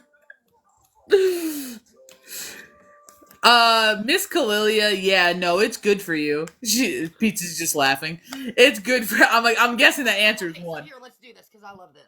So magnesium. Okay, magnesium regulates so many different things in your She body. takes 2 for a total of 100 milligrams. Oh no, you're gonna need to take more than that. And the reason I say that, my kids take more than that. No. Like, I'm not being mean. The little people take more. You're gonna need more. No, but I'm just like making a comparison. Colin doesn't need as much as Bug needs. Bug needs way more magnesium than others. When I tell you, so like when I say when it again, I'm not a doctor. This is not medical advice. Do not come for me. We have Stephanie on the list, by the way. That's a recommended dose, okay? But here's what people don't understand. Wait. My kids take it too. We all ADHD up in here. Okay, here. I'm gonna make everybody. Okay, so the recommended dose is not for people with a deficiency. Sit with that one. That's the recommended dose to keep yourself at baseline. So if you are more magnesium deficient, you're gonna need more magnesium. So here's what I do. You don't have to do what I do, but what I do. I will give my kids, and if this is for your kids, I will give my kids a bath. Use magnesium chloride flakes. Okay, that's what's in magnesium oil. It is not the same as Epsom salt. Okay, that's one. 2, I give my kids magnesium citrate, and magnesium glycinate. We double the we do the whole thing over here. That helps digestive health. That also helps too, and a lot of people with ADHD have a lot of gut issues, so that's a really good thing to do both. Doing that combination has been life-changing for sleep in my house. Life-changing. But when I say this, I can tell you that the capsules, I take the capsules. I think mine are 183 milligrams a capsule. My 15-year-old takes 1. I take 2. And I'm not dead to the world or anything like that.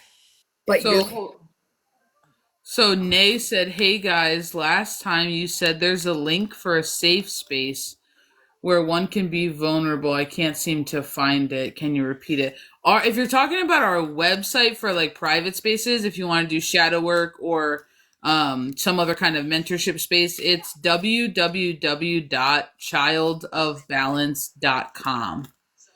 It's also in the link tree in the bio. If you click my logo right here up top with the crow, you click it, it'll load the link tree, like the bio will be the link tree. You click the link tree and it has all of our links there. But the website is where you can find private spaces. We also have a slider on mine. If you slide the button over, you can literally jump right to that service page if you want to, whether it be spiritual guidance, shadow work, mentoring, something like that. Hey, Indigenous Witch. But yeah, that's all right there, Nay, and you can use it anytime you want, dude. Anytime. We have Miss Stephanie on the list, but pizza for real, like Miss Sammy, 1,000%. Magnesium. I am going to start using magnesium spray here real soon. I'm just waiting for the magnesium to show up in my door. Yeah. I'm assuming Miss Stephanie is in your room, though. She is. Okay. Cool. Miss Stephanie, excuse me. Do you have a specific question? I know you said you sent in payment for a check-in, but I know you have a specific question, so do you have a specific question you would like us to feel into? Because I feel like you do. Whatever choice you made the right choice. Yes. I already want to say that. I already got the air, the moon, and the resistance and attachment card out here, and you have harnessed this new energy over the weekend to catapult your life in a brand new direction. Miss Stephanie, thank you for your continued support, because you are just really too kind and you give way more than you need to over here for us to feel into you, and I appreciate that. And I just want to tell you that because last time you completely caught me off guard, and now that I was semi-prepared for it, now you can get a thank you that's not just shock and awe. It's not just shock and awe. Like.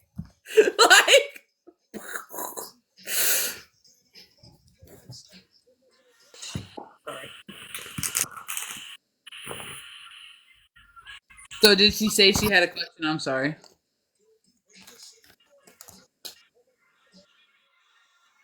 What about Grandma Emma? Stephanie?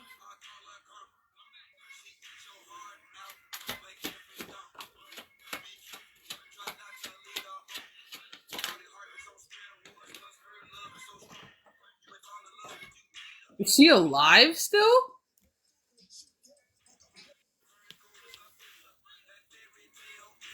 Because No, she's passed. She said she's hard to read, and she said she's hard to read, but she can. Hold on. She's hard to read here, but she feels her. I'm sorry. Does Miss Stephanie talk to dead people? What do you mean she's hard to read? I'm just reading what she said. She's hard to read here, but I feel her. That's what she said. Yes, she says yes.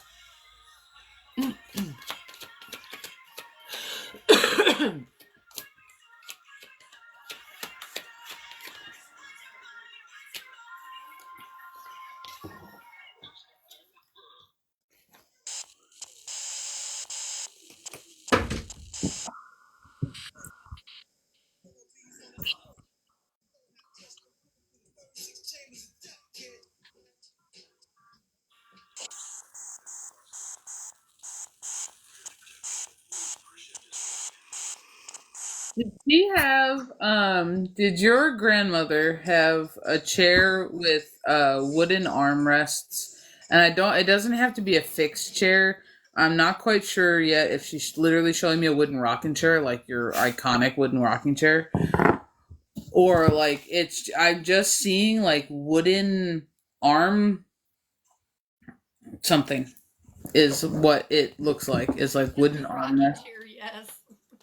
It's like wooden armrest, and it's literally like I'm physically feel like I'm seeing somebody like this. We're just like but 1,000%. I don't think I'm gonna be honest. I don't think she's hard to read. I don't think she has anything to say, and when I mean that in the best way, I don't think she's coming with something to tell you. That's not what I mean. I think she always has something to tell you, but it's coming across more as though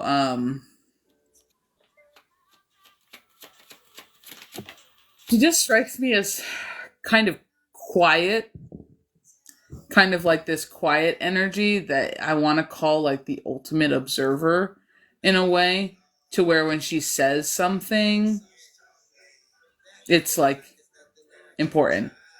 Like, I get like a speak when spoken to kind of a vibe. But like if you were to just leave her alone, it doesn't strike me as somebody who's gonna pick up the phone and create conversation and like create a lot of clutter. It like it She almost feels the opposite. She feels as though someone who would be more on the quiet side and just keep to her routine is almost the way that I want to say it. Keep to the routine. Now, I'm gonna say that I don't feel as though when you say you feel her, I don't feel as though you feel her when she's in the room. I feel as though you feel her when she hovers. Like, because when you're like, oh, I feel her, I was like, excuse me, what are we talking about? Because it like almost felt like she was like almost looming over my shoulder is the way that I want to say it. Like almost like hovering is the word that I would use, like hovering over. And I feel like that might be more when you feel her is when she's physically hovering. And because she's hovering, it's the assumption of yours that she has something to say. And that's the way that I want to say it. And that's why you find it difficult for her to read, because you're focusing on what do you have to tell me? What do you have to say? And you're trying really hard to hear her. That's the way that I want to say it. But I don't think she communicates with you auditorily. And I don't know necessarily why I want to say this, but I really just don't feel like she communicates to you auditorily. I feel like she uses other things. Um, so I don't think it's difficult. I think we need to change how you receive. And I know that sounds shitty, and I'm not saying you receive badly. That's not what I'm saying. But there is literally something here that's, I almost want to say images. Like, I want to say she wants to talk to you in images. But images are hard to get grasped. Um, they're hard for mediums to grasp onto. I'm getting cold. They're hard for mediums to grasp onto because they're not finite. Because they use your imagination space in order to do it. So a lot of people question, is that me? Is it not me? Is it this? Is it that? Like, but when she hovers, she's making her presence known on purpose. But I don't get, like, even now, she's not giving me words. She's not talking in my ear. Um, so I feel like it might be that she's not hard, and I almost want to tell you not to label her hard because you're making it harder for yourself. I feel like she's particular with who she talks to on purpose. So I don't know if you've had somebody else try to contact her for you because you felt like you couldn't, or you knew she was around but you didn't know what you wanted, or maybe you've at least thought about it. But no, I feel like you actually tried. I don't know why she's making me feel like you actually tried, and my ears going deaf, getting deaf tone in my left ear. It's just making me feel as though you actually tried, and she just wasn't really. I don't know. She's not. She doesn't strike me as a chatty Cathy, bro. Like, she really doesn't. Um, I'm sorry, but Graveyards. And then she says her rocking chair, yes, it's in her room. And then she said something about she's with Hecate as my guardian. Did I hear it right? She was stoic. And that's all. Hecate is your guardian. Oh, God dang.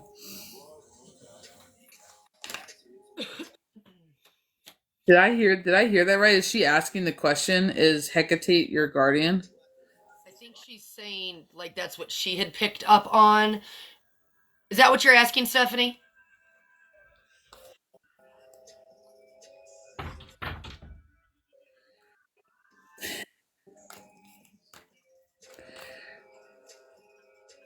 Um you're not gonna like my answer. Um you're not gonna like my answer. Are together as her guides.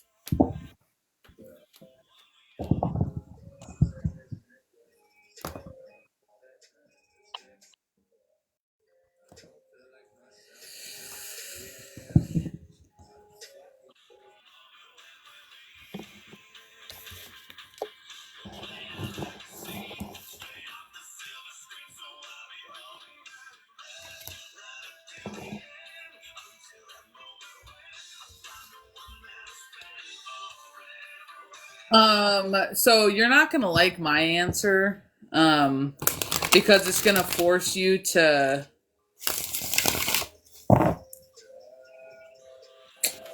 Yes, yes, and no. Yes and no. She's not your guide, though. Yes, she is there, but she's not your guide. Um, she's there for your feminine assertion, and that's the way that she's there to assist in your feminine rise. But there's something else with grandma. I'm going to be 100% honest. There's something a little bit deeper with grandma that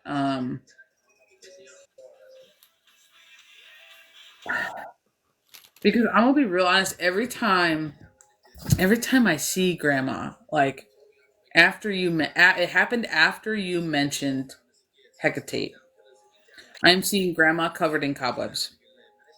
Like grandma is covered in cobwebs. Like almost behind like this gray misty, like, and I'm wondering if this is, and I'm getting super cold. I'm wondering if this is part of why you feel like it's hard to communicate with grandma, because she's, I want to call it veiled. 222 on the clock. I want to call it veiled almost in a weird way. I'm getting so cold in a weird way. I don't quite understand why I'm seeing it that way, but it is very interesting because your grandmother has yet to show me her face. But I saw her arms, I saw her rocking chair. I could feel her. She's looming over, but I'm not like seeing her clearly. And even when she's covered in cobwebs, like I'm seeing cobwebs on her hair cascading down.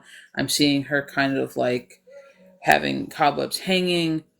And there's just something, I don't want to use the word off, but there's just something to do with Hecate and grandma that seems far more important than just two things here to help you. But Hecate's not your guide. At least not that's not what she's telling me. She's here to guide you, but she is not, she's going to be in and out is the way that she's saying it. She's not going to be you can use her, you can call on her, you can um, get her assistance, but she's not striking me as um, like your, I don't want to even use the word patron because I don't use that word, but like she's not your forever. She's literally here to help you serve a purpose because she is like a feminine upriser and you are in the middle of your feminine assertion. Like she is using the word assertion, and there's something about your level up that she wishes to be a part of. So I don't know if you called her in or if she just appeared, but and the fact that grandma's been around more lately, I'm getting so cold. I'm getting goosebumps. Before, now that grandma's been around more than she has been previously, paired with the fact that you've been feeling Hecate around, makes me feel like there's something ancestral that Hecate is going to assist you in breaking that you are unaware of. And you may never be aware of it as a label. And I feel really important the way that I need to say that. She may not come out and be like, we're breaking this today. But there's just something here that makes me feel as though, and my ear's going deaf again. There's just something here that's making me feel as though her and grandma are here for something bigger than just one little thing. Like,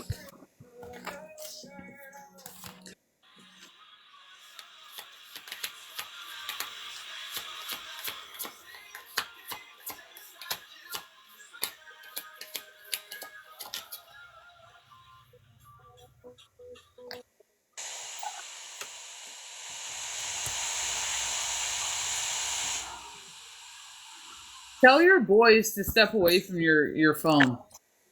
See? They're not by my phone. Well, somebody is. You got big static energy that keeps coming through for like the last hour.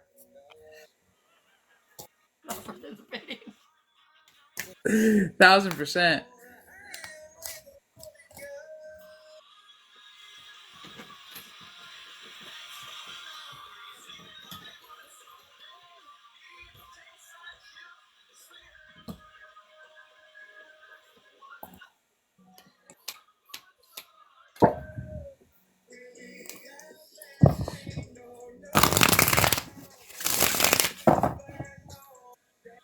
If you have them,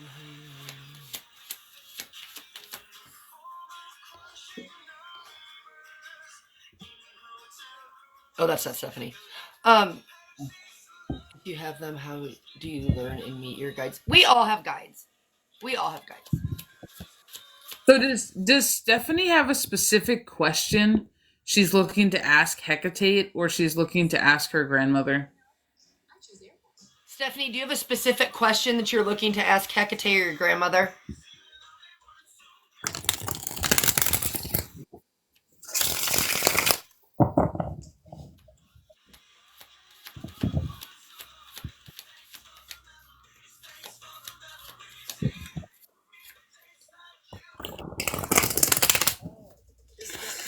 I'm gonna be real honest. When working with Hecate, she's not what everybody says she is in the pop culture media, whatever society for spirituality. She's just not. She's a very direct, very poignant energy, but she is very loving. She is very supportive, and she expects honesty and directness from you in return. A thank you goes a long way with Hecate. Like, a thank you is better than anything you could burn or give her. Like, I'm glad my energy is better, like rule of thumb, not owning land, etc. I'm confused. what? I'm confused. Like rule of thumb, not owning land, etc. Did it filter a comment?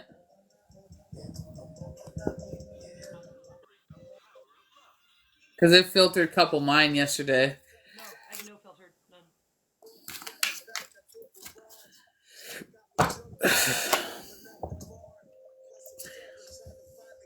The fact that grandma's shrouded, I'm gonna be really honest. The fact that I want to use the word shrouded, the fact that grandma's shrouded in cobwebs makes me feel like there's something ancestral that you're gonna be uncovering and you're gonna be coming to terms with. You're gonna be breaking, and I really feel very strongly about that, 1,000%. But I feel like there's a question you have to ask.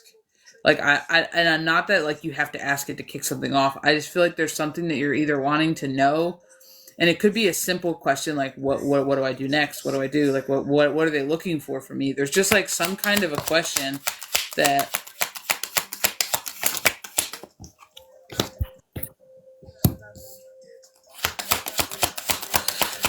and if you don't have a question for them, then I'm just gonna throw cards like normal for you.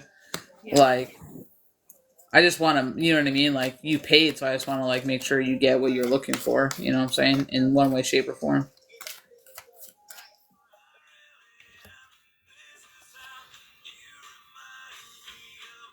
Is she commenting, or I can't see nothing? Well, after the first one, she said, like, rule of thumb, not owning land, etc., curses, marrying for love instead of need. Then she said, none went through.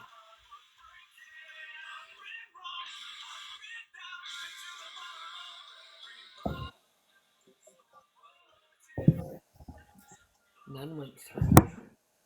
Did you send other comments that didn't come in? Because if you did, we're just not seeing them. We're not, yeah, we're just confused because it's.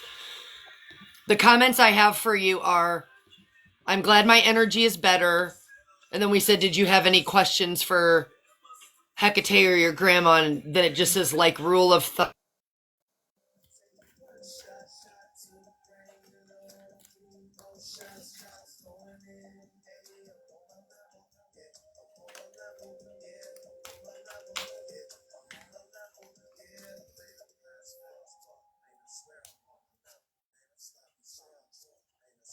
I can't hear you.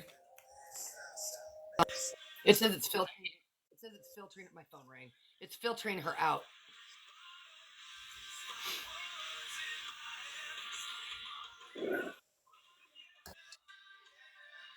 I don't know. Type it in one word at a time. I don't care.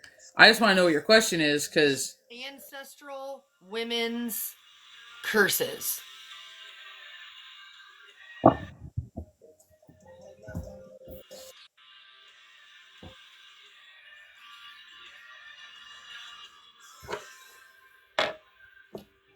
Hold on, I gotta answer this.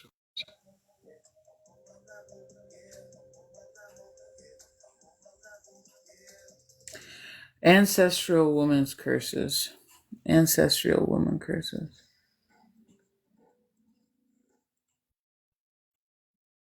It's tied to grandma. Like, it's tied to something that grandma would have been, I don't want to say a victim of, but grandma would have done, that would have passed to you, is the way that I want to say it. That grandma would have done that would have passed to you. And I do feel like it's surrounding self-love, of course. Hecate is always surrounding self-love, feminine empowerment. Like, that is like her favorite bread and butter. Like, self-love entirely.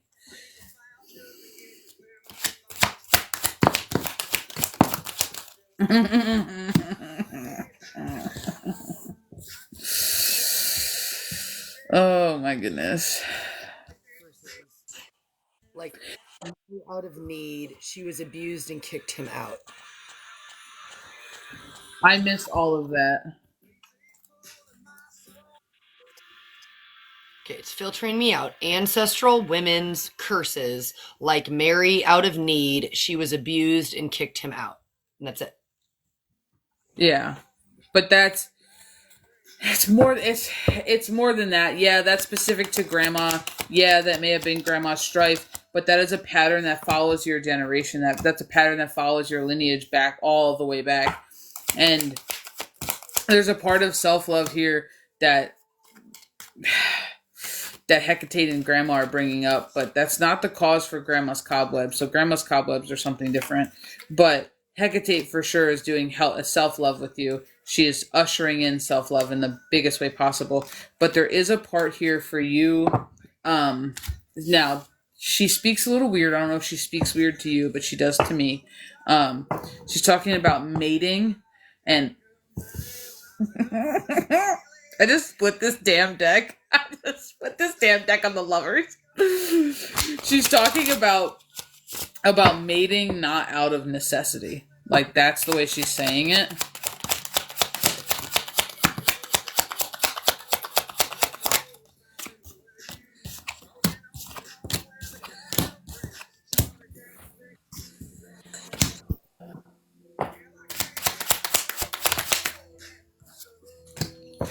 No, she's literally going to be your decision maker. She's going to be the one who presses you to start doing things from the heart space. As I literally cut the deck on Four of Wands and the freaking Seven of Swords in reverse. Like, she's ushering in your you era. Like, that's the way that I want to say it. That's why she's claiming only here for a short time. That's why she's claiming your feminine half. She's ushering in your feminine half, and then she's dipping out. Like, and it doesn't mean you can't use her. It doesn't mean she's not coming back. None of that. But she is here to rise the Empress in you. She is here to rise the fiery, passionate person in you. She's here to get that feminine back on its feet.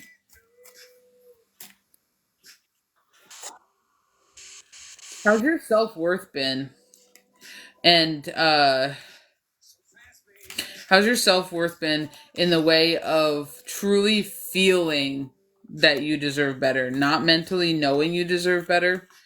There's like a part of breaking constructs that I need to settle, because this is what all the best I'm gonna find. There's one of these constructs in here, and there's also breaking the idea that you have to put up with bullshit from your partner, and they're saying it almost in the way of settling for somebody else's. I don't want to use the word abuse. She's being mean. Abuse. Settling for somebody else's abuse, and almost downplaying the fact, as I flip the deck open on the devil card, like almost like sticking with the fact of settling and keeping the peace is the way that I want to say it. She's talking about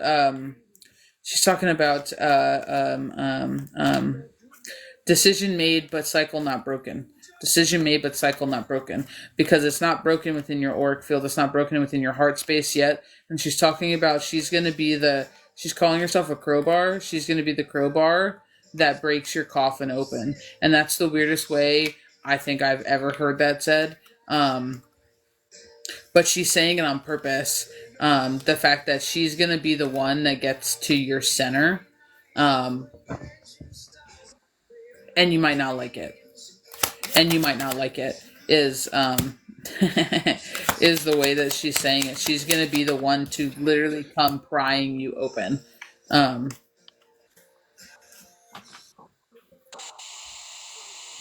I literally just keep hearing like about damn time over and over and over and over again, specifically from her, and her being Hecate, not grandma.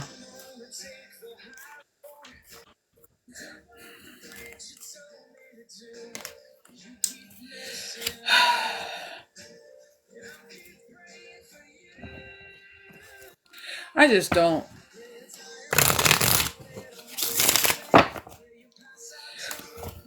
I want to use this deck though.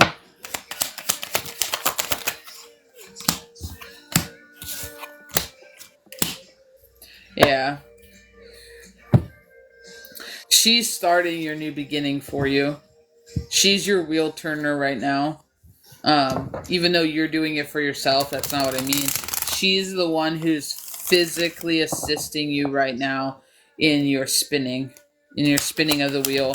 Like this is your like literally confidence and victory card. Like this is you doing all the things for you, choosing you. This is your healing masked as your come up. Like that's the way that I want to say it. This is your healing masked as your come up. And there's a part of this that feels exciting. There's a part of this that feels like a bunch of worry. There's a part of this that feels like you want to do it right now. You can't rush Hecate. She won't let you. She won't let you rush her. Um,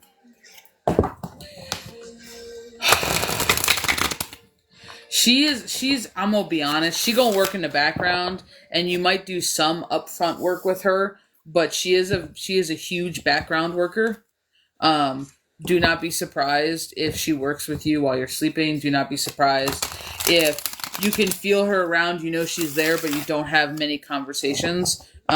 She likes to be that sneaky little helper in the way that you might do one or two things up front that might have a label. Things might start falling together and things like that, and you're like, oh, okay, and you know she's around. You're like, thank you for the help. But she will be somebody who will be physically pushing your energy energetically from the backside.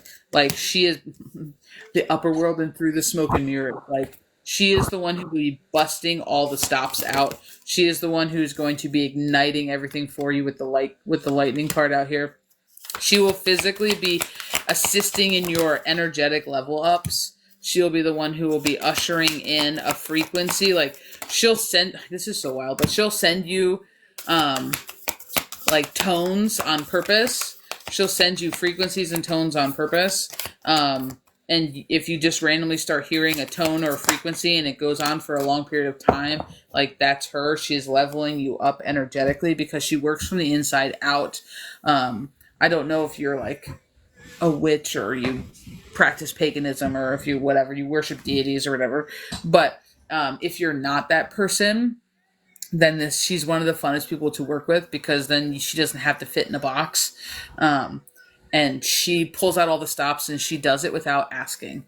So I don't know if you called her in or if she showed up by herself, but if she showed up by herself, that's even better. And the reason I say that is because that means she chose you and you didn't choose her.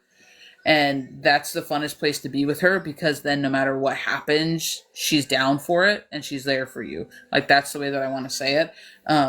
If you didn't petition her in and she just appeared, that's 1,000% better because she is particular with who she works with. Especially when she chooses by herself. She is particular with who she works with. So you're going to have a lot of fun because you're going to go all the way back to child self. I'm going to be real honest. You're going all the way back to the beginning because I do have my child self out here in 2 cards. And you're going to be ushering through some hella rocky emotional waters of self-discovery in like every way possible. But you're going to do it from your fiery feminine. You're going to do it from your no holds bar, getting it done feminine energy. Like, you're not doing it from the, I'm gonna, cry my life away from, no, she's not allowing you to do that. Um, you're doing it from like your bad bitch era. You're not doing it from your soft tender spot. So, just get prepared for that because you're gonna cry. Yes, she gonna make you cry, of course, but like she's right there with the sass. Are you done? Are you ready? Like, let's get going. But your whole shit's about to get like flipped on its head. Like, I don't know if you know that. What? You're good. You can jump in. I feel like I've been talking the whole time, but you're good. Every time I go to say something and I throw cards like you say something I just threw, so I'm just laughing now. But no, like I have you out in a completely different transition as we did last time you were here, and you are definitely more grounded in your emotions this time, and you are working through your transition. I think that you're now making peace. You're seeing through. I've got the moon card out here again for a lot of the feminines right now. You're really harnessing this last moon cycle, and it's putting you in that Empress energy. So, like I said, she did. I just wanted to tell you, B. She did say she's meditating in rituals, and Hecate just showed up. She actually had to look up. She had to look her up to see who it was. I'm gonna be honest. That's the Hecate loves that shit. Like that's fun for her. 2:42 on the clock. It's literally Like, no wonder she's showing up right now to help usher you out and into this new. Now that you've made this mental decision, right? You've made this mental decision. You're no longer upside down in your thoughts. You're not in indecision. You're ready to do the work. You're ready to confront yourself in the mirror and have the hard conversations, and you're not going to play small anymore. And it's like, I just feel like I have the mission in motion card out here. She is here to work beside you and help you keep your mission in motion. And I kind of want to hear, whether you like it or not, there's no going back. that's what I told you. She gives no shits. She choose like this is what I tell people. Like, a lot of people, especially in pop culture and whatever, they want to usher in all these deities. Let them choose you, because that's some real shit when they choose you, because it just doesn't happen. Like, and that's the thing, is like, she chose you. She's not going anywhere. Like, she is not going anywhere until she is satisfied that she good now. Like, When I say because that, the death card out here, talking about this transition, the death card is the 13th card. 13 is the number of the divine feminine. If you need any more confirmations, these are them. Moon energy, feminine. Like, this is your bad bitch era. This is what happens when you say enough is enough. I'm not going to tolerate what I once did, and I'm here to clear all of the shit that I've been carrying on to, because really that's what it is. You're clearing the core wounds for yourself, so you're not going to pass them on. So when you had all these questions about, ancestral this and karma and curses and this is what you do by healing you.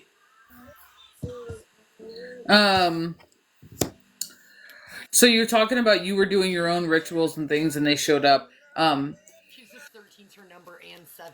Well, 7's the philosopher's number, the seeker, the seer. Yep. It's all the things. It's the knowledge, the wisdoms. But the thing is, when you get the knowledge and the wisdoms, sometimes it's hard to sit with truth. So remember, as you move through this transition, to take time to pause and feel your way through them.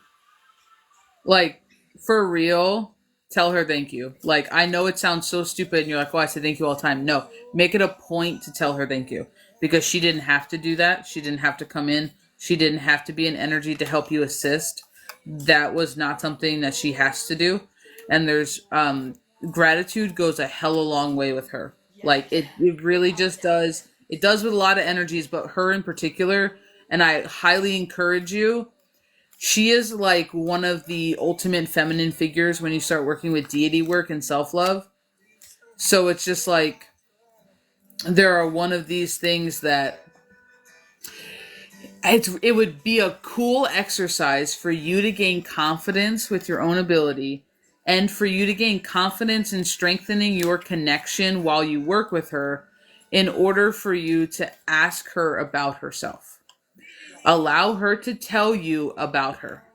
And I mean that in the best way possible, because the more you gain that bond and that trust and that energetic connection, you will feel her when she's around. You will trust her when she tells you to do something, like, and you'll know when she's up to something, because she plays both sides, and she really does. And speaking from someone who's worked with her, she is really does. And when she's telling you something on the front, and when she's telling you something because she has something else in mind. And if you get a sassy answer and you think that can't possibly be her, why would she? No, that's her. She is sassy. She gives no shits. And if she chose you, she will hold you to the standards that she holds herself, which are pretty damn high. Yes. But it's not high like you can't reach them. It's like high, it's like, bitch, you better be trying. Yes. Like, it's that kind of a standard, and you can't lie to her, so don't even try. Like, just don't. Oh, we've been there, we've done that, don't do that. Like, some people get so caught up in the offerings and the this and that. She wants your time and she wants your connection, and she picked you. So when I say this, she picked you to work with you to help you right now. She wants your time. She wants your mind, your connection, your undivided attention. And that's why, Child of Balance is saying thank you goes a long way. And it's not about the material things. It's about your time and your connection and really listening. And if you are going to give her a candle as a thank you, clear the area around the candle. Yes. That bitch gets crazy. I love her to death. She gets crazy. Like, I've never seen a flame so big. She shattered something that wasn't even on fire. Like, it lit, like, she does too much. She likes it and she appreciates it, so she uses it when you truly give it to her. But, like, I'm just saying, like, if you choose to do a thank you candle, she likes purple. I'm gonna be honest, she likes purple. Like, but it's just like, you don't have to do a whole to-do. It could just be a purple candle. Thank you, this is yours. And then just step back and make sure you got nothing flammable around it. Because... to the moon, yes. But it's crazy. It's crazy. But that's what you're doing right now. You're doing your solo self-love journey. You're doing your solo feminine rise. That's exactly what you're doing. Move into your feminine era. You can be a tomboy, but it's time to harness some of your feminine energy. Hey, B, I'm going to have to get off here in about 5 minutes. Yeah, you're good. But that's the thing. Like, this is the time. This is the time. Like, this is the time. Like I said, don't lump yourself in anything. Just be who you are. Come as you are, be who you are, and just harness this energy and this experience for what it is. And you're tied to grandma in a different way. Like, grandma's here for something else too. Like, the cobwebs on grandma are not like, they're a little bit tied to ancestral stuff, but there's something else here that I feel like you're gonna figure out. Just not right now, because she wants you focusing on like one thing. Like, that's the way it makes me feel. Like, she's focusing you on one thing. And you're redefining your foundations, because right now you're being built up for, what's the word? Fulfillment, happiness. You're being built up in happiness by yourself. Like, standing by yourself in happiness, finding completion emotionally in yourself. Like, it's a lot of putting aside, I want to say, broken dreams, and realizing that you can have your dream life right now. It's like not suffering through things, but it's also kind of finding the flow in control. That's the way that I want to say it, and not the need to control. And a lot of that is going to be energetically ushered through with her help, with Hecate's help. And you're not going to realize it. Like, I feel the need to tell you, like, some people really get stuck on well, I don't feel like we're doing anything. She works very energetically if you allow her to. She'll be there for your physical realizations and your journaling that just gets way too crazy. And if you start journaling and all of a sudden you're like, holy shit, why did I say that? Why did I write that? Like, that's her pushing you. But there's literally, like, she works a lot in the background, and you may never know what the F she's doing, but then you just start feeling better. You start thinking differently. She's assisting you energetically too. So just keep that in mind. You don't always have to sit down and be like, okay, we're doing abandonment today. Like, no, you don't have to do it that way.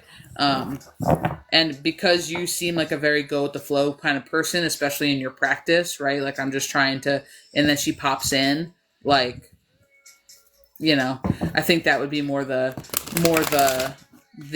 route she takes you in, you know. Do you have any other questions, Miss Stephanie?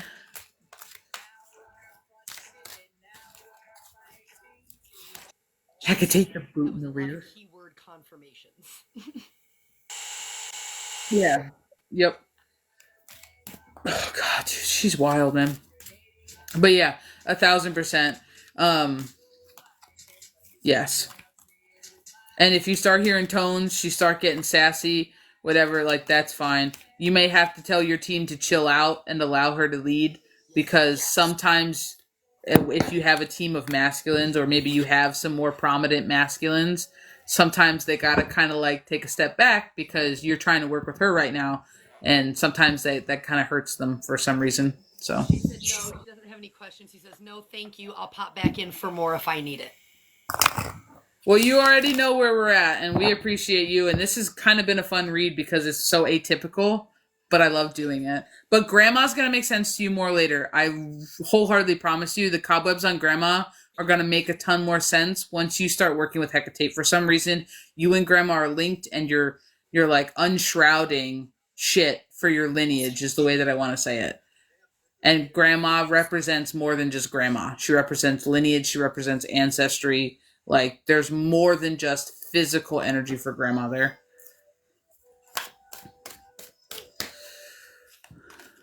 What are the signs you've been chosen? So a lot of times you just, signs depend on the person, but a lot of times you get pulled to a god or a deity and you haven't ushered them in. Like, all of a sudden you start seeing, I don't know, we'll just take Thor. You start seeing Thor everywhere. You're getting pulled to maybe that Viking mythology. You're getting pulled to, even just something as simple as watching Avengers a million times. Yeah, go ahead. Okay, bye, you guys. Thank you so much. Stephanie and Melissa, thank you so much for allowing us in your energy today. I will see you guys later. I'm going to pop off. So if you want to go over to Child of Balance's room, please go ahead and do that now. Thank you. Bye, Stephanie. Have a good day.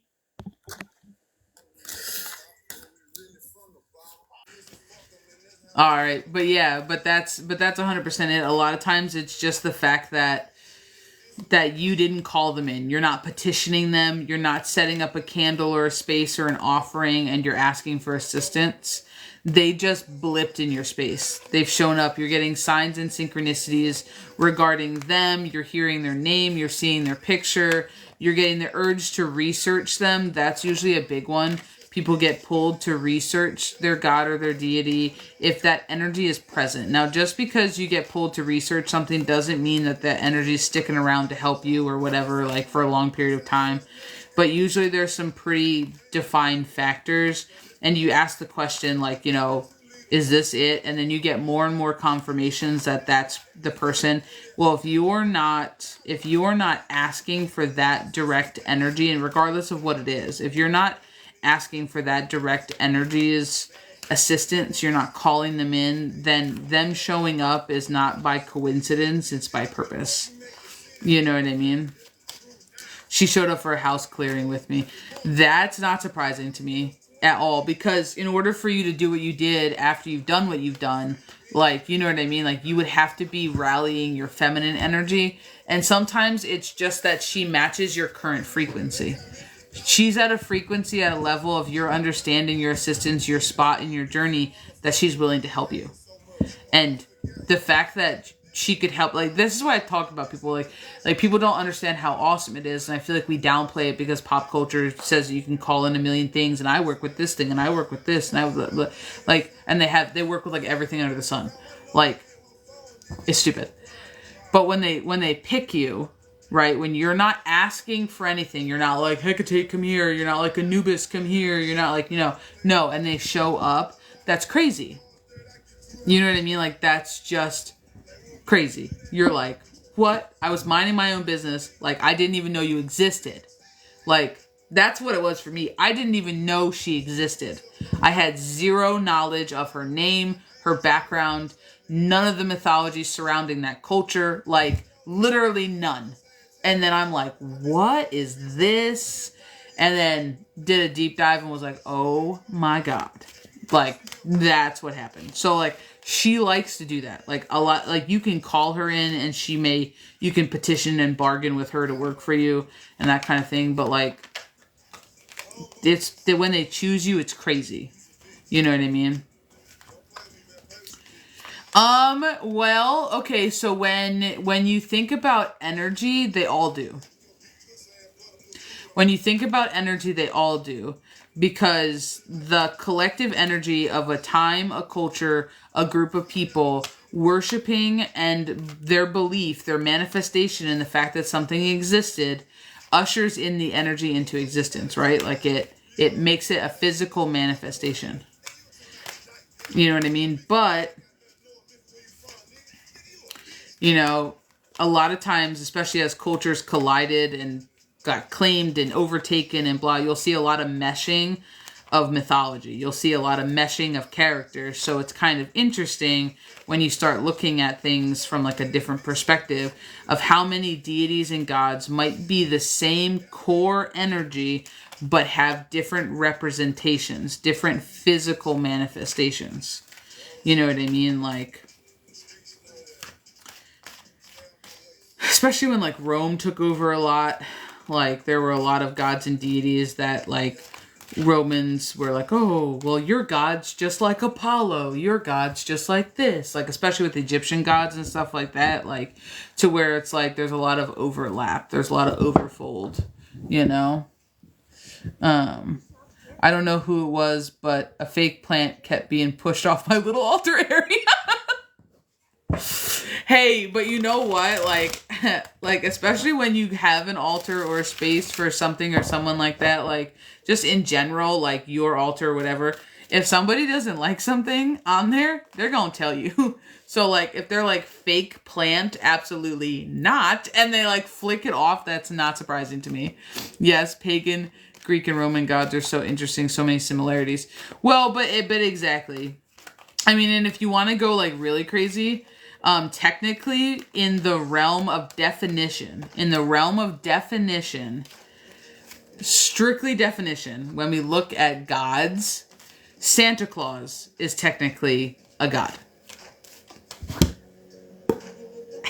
He's all-knowing.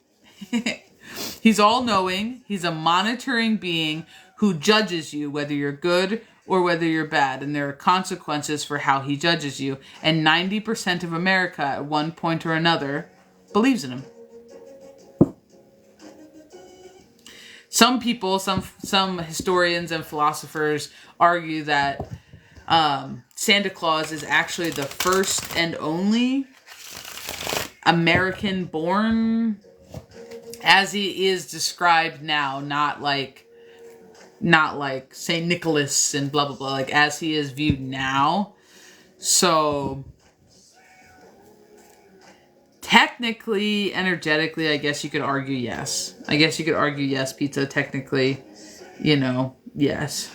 Well, you got to ask yourself, like, though, like especially with the Hat Man, like you got to ask yourself, technically, according to scientists, now this is where you have to discern everything for yourself, but technically, according to scientists, our brains cannot create anything that we have not experienced. We can't make up things. So you're telling me that my imagination can't imagine something that it hasn't come across or seen somewhere else. So are our fears, or are we pulling them from a different plane of knowing in a timeline where those fears are very real? It depends on how you want to look at things. Like, it depends on how you want to look at things. Like, well, but exactly, because we can't talk about timelines. We can't talk about timelines and then pretend like there's not another parallel whatever. And when we if we take it out of the realm, because everyone would be like, well, that's crazy. There aren't two universes. Shut up. right? But it's like if you take it into quantum physics, that's literally what quantum physics says. One particle, not can be, has to be at two places at once. What? Quantum physics. A particle, an atom, has to be in two places at once. Not can be, not might be. Has to be. So if it's not here in this physicality, then where is it? It's only magic. It's only delusional until science says it's real. Technically, yes, unicorns are real. And they're real today, like in our physical world. And I know that sounds crazy, but if you dissect the word unicorn, it's a species of rhino. Like it's a species of rhino. If you actually go all the way back to when unicorns were first listed in the Bible, like originally in original transcripts of the Bible, and you actually correctly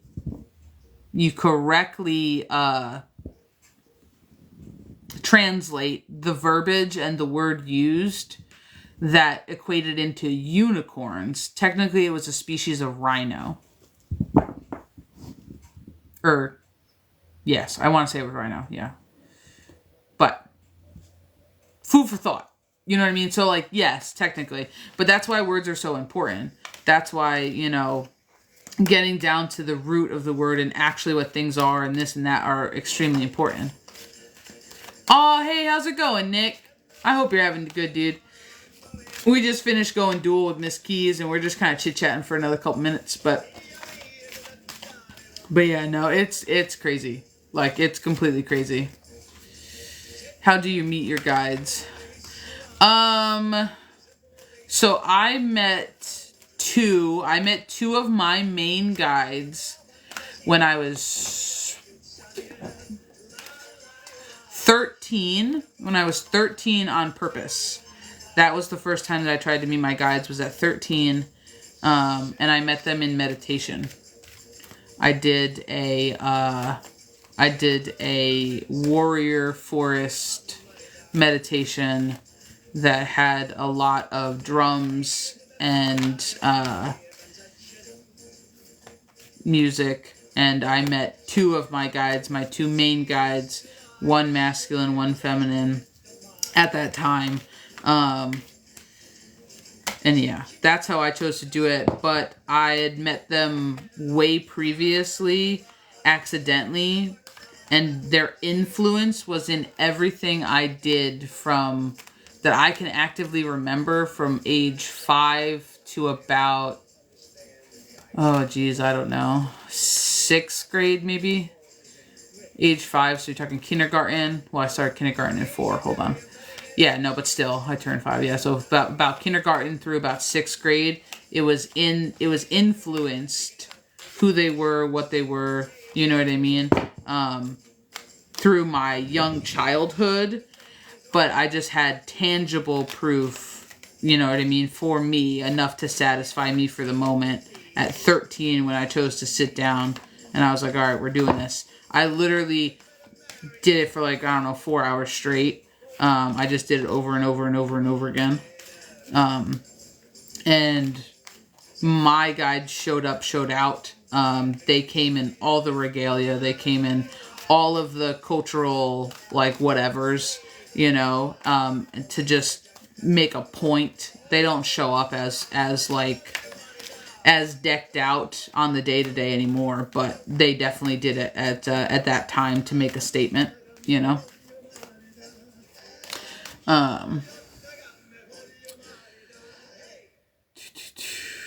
I just started a book, Jesus the Man. So far, very interesting. I started a book and I never finished it. It was like Jesus Christ, the Holy Bloodline or something like that. And it basically is breaking down the story of Jesus, his beginning, and what those words actually meant back in the day. Like the virgin not being the virgin, but the virgin being what they would dictate the woman to be past a certain time of her marriage because of this XYZ, and that she was seen as a virgin again in her new marriage. It was crazy. But so that was a very interesting book, and it was like the bloodline or something of the Holy Trinity or something. It was something called like that. So that was really interesting, and I'm still currently reading it. I just never finished it. I got busy. But yeah, I'm not surprised. Do you have advice for sitting down and meeting them? Because I know mine's style in order to recognize them, but I don't know them personally. No, but I'd like to. I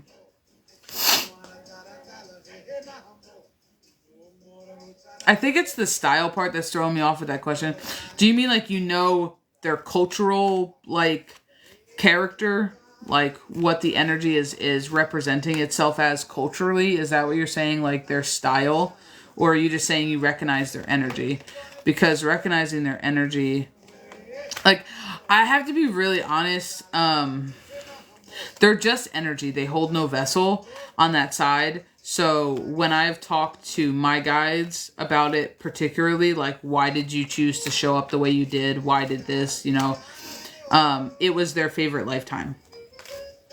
Like, it was their favorite lifetime. So they showed up in a character that mimicked their favorite lifetime that either we spent together or that was going to be pertinent for this go around, if that makes sense.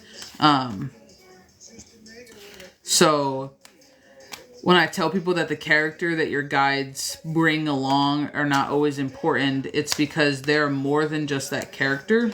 They're more than the picture you paint them to be. I mean, I can identify when they speak to me. Yeah. But that's all you really need it to be.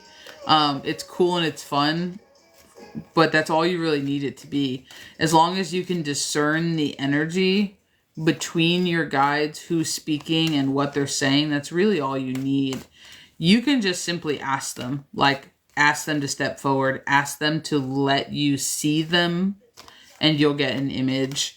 I've never really come into contact with anybody whose guides have refused that answer, or refused that ask. A lot of times what gets in the way is that our preconceived notions blocking what we actually are picking up on. So if I think they're going to show up, I don't know, like a small Russian woman, like, right? Because that makes sense to me, I guess. Like a small Russian woman. And then like all of a sudden, like, that's not really the way they want to show up, and they're trying to show up like, I don't know, some Greek curly-headed guy. Like, you're gonna discredit the Greek curly-headed guy because you're looking for a Russian woman. So sometimes, you know, it's our expectations that get in the way. It's not that they're not giving it to us. It's not that we're not getting images or visions or whatever. It's just that we're, like, not putting two and two together because our expectation tells us we're wrong, and that's not it, you know? I believe I was sensitive when I was younger, but I chose to block it out, so I believe there is still a block for any things, me and my guys. Don't do that to yourself, dude. Absolutely fucking not. Don't do that to yourself. You don't ever say that. Like, don't ever say that. Because you're pretty much telling yourself that that's exactly what you have. Like, you're making it so in your energy. And you just did it again. You're reaffirming a belief that you're blocked. Your energy is going to move and flow in the way that mimics your belief.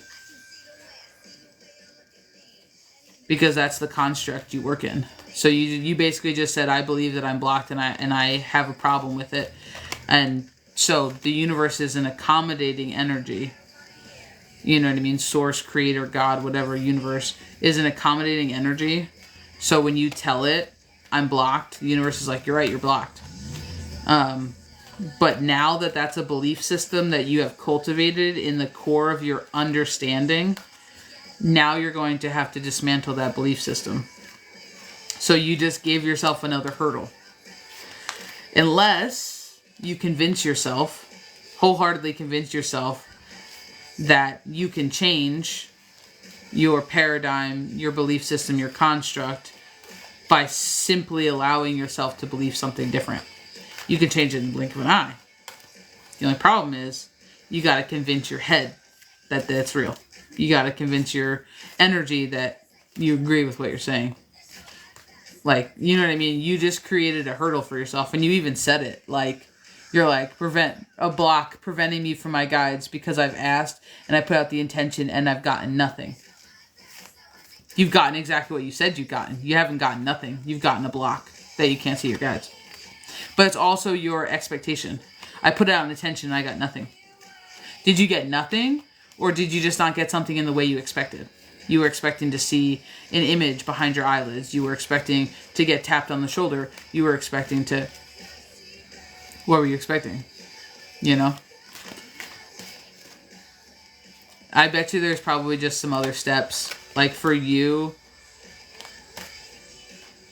about like acceptance and maybe a lack of control that are probably steps that you might have to do before in order to kind of reconfigure the way things work for you. Because that's the thing, like it's not that one way doesn't work. It's the part that people find difficult, and what we really try to do honestly here in private spaces is like it's not that you find things hard or that one way doesn't work for you. It's that in your mental construct, that way would never work for you. So in your mental construct, you have to jump through hoops in order to contact your guides.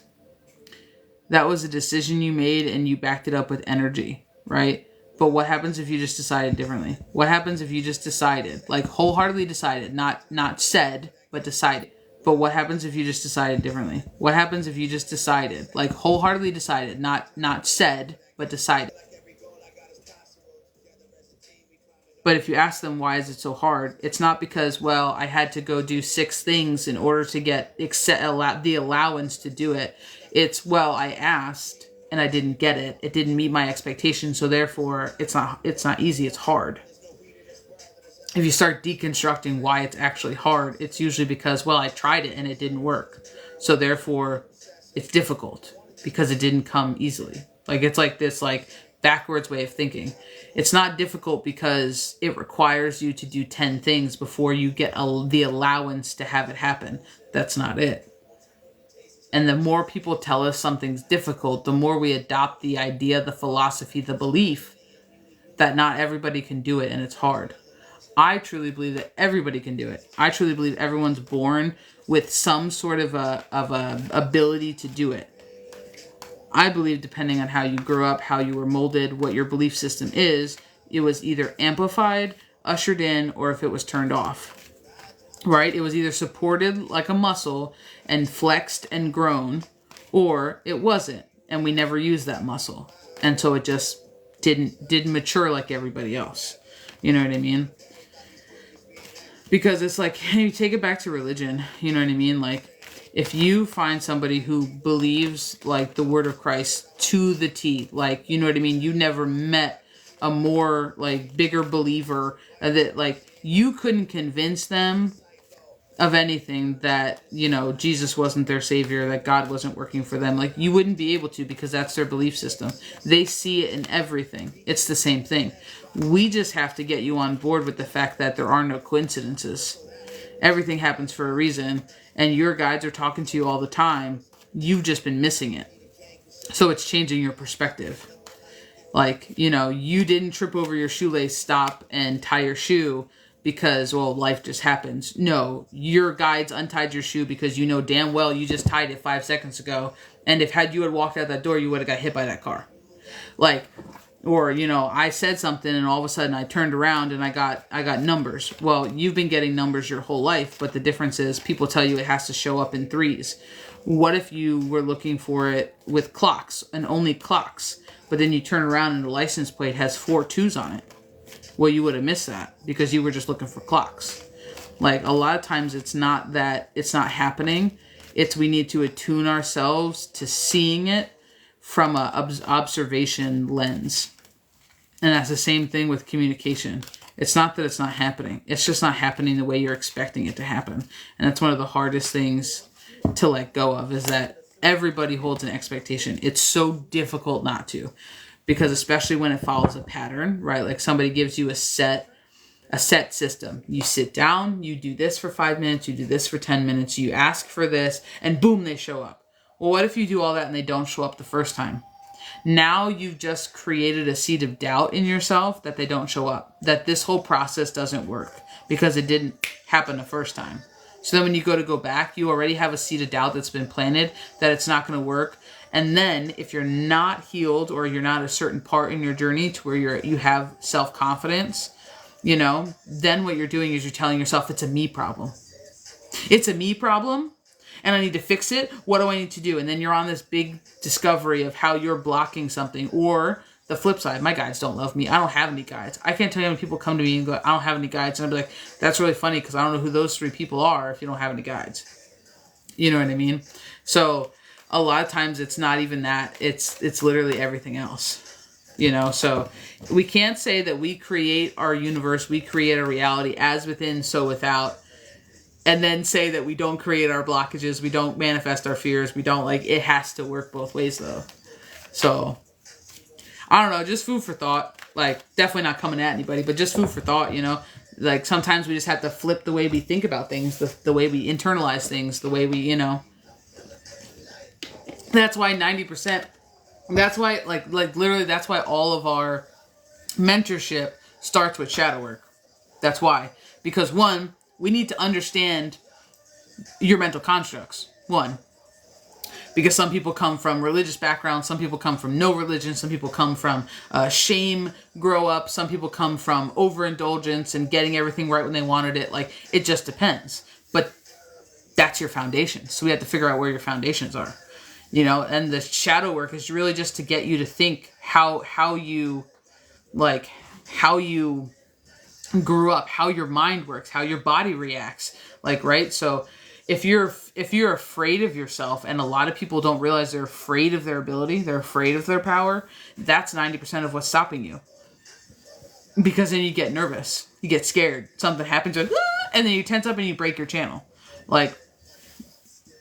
And it happens a lot, but that's why that's why mentorship starts with shadow work. Even just a brief shadow work, we will do it because that's the whole point. It's a inner work that gets you to understand yourself, your problems, your issues, the way you view things. Because a lot of people are like, oh, I don't have any problems. I think I'm a great person. And I'd be like, okay, but how do you feel about this? Well, I don't know. Okay, well, if I told you this, how does it feel? Well, I don't know.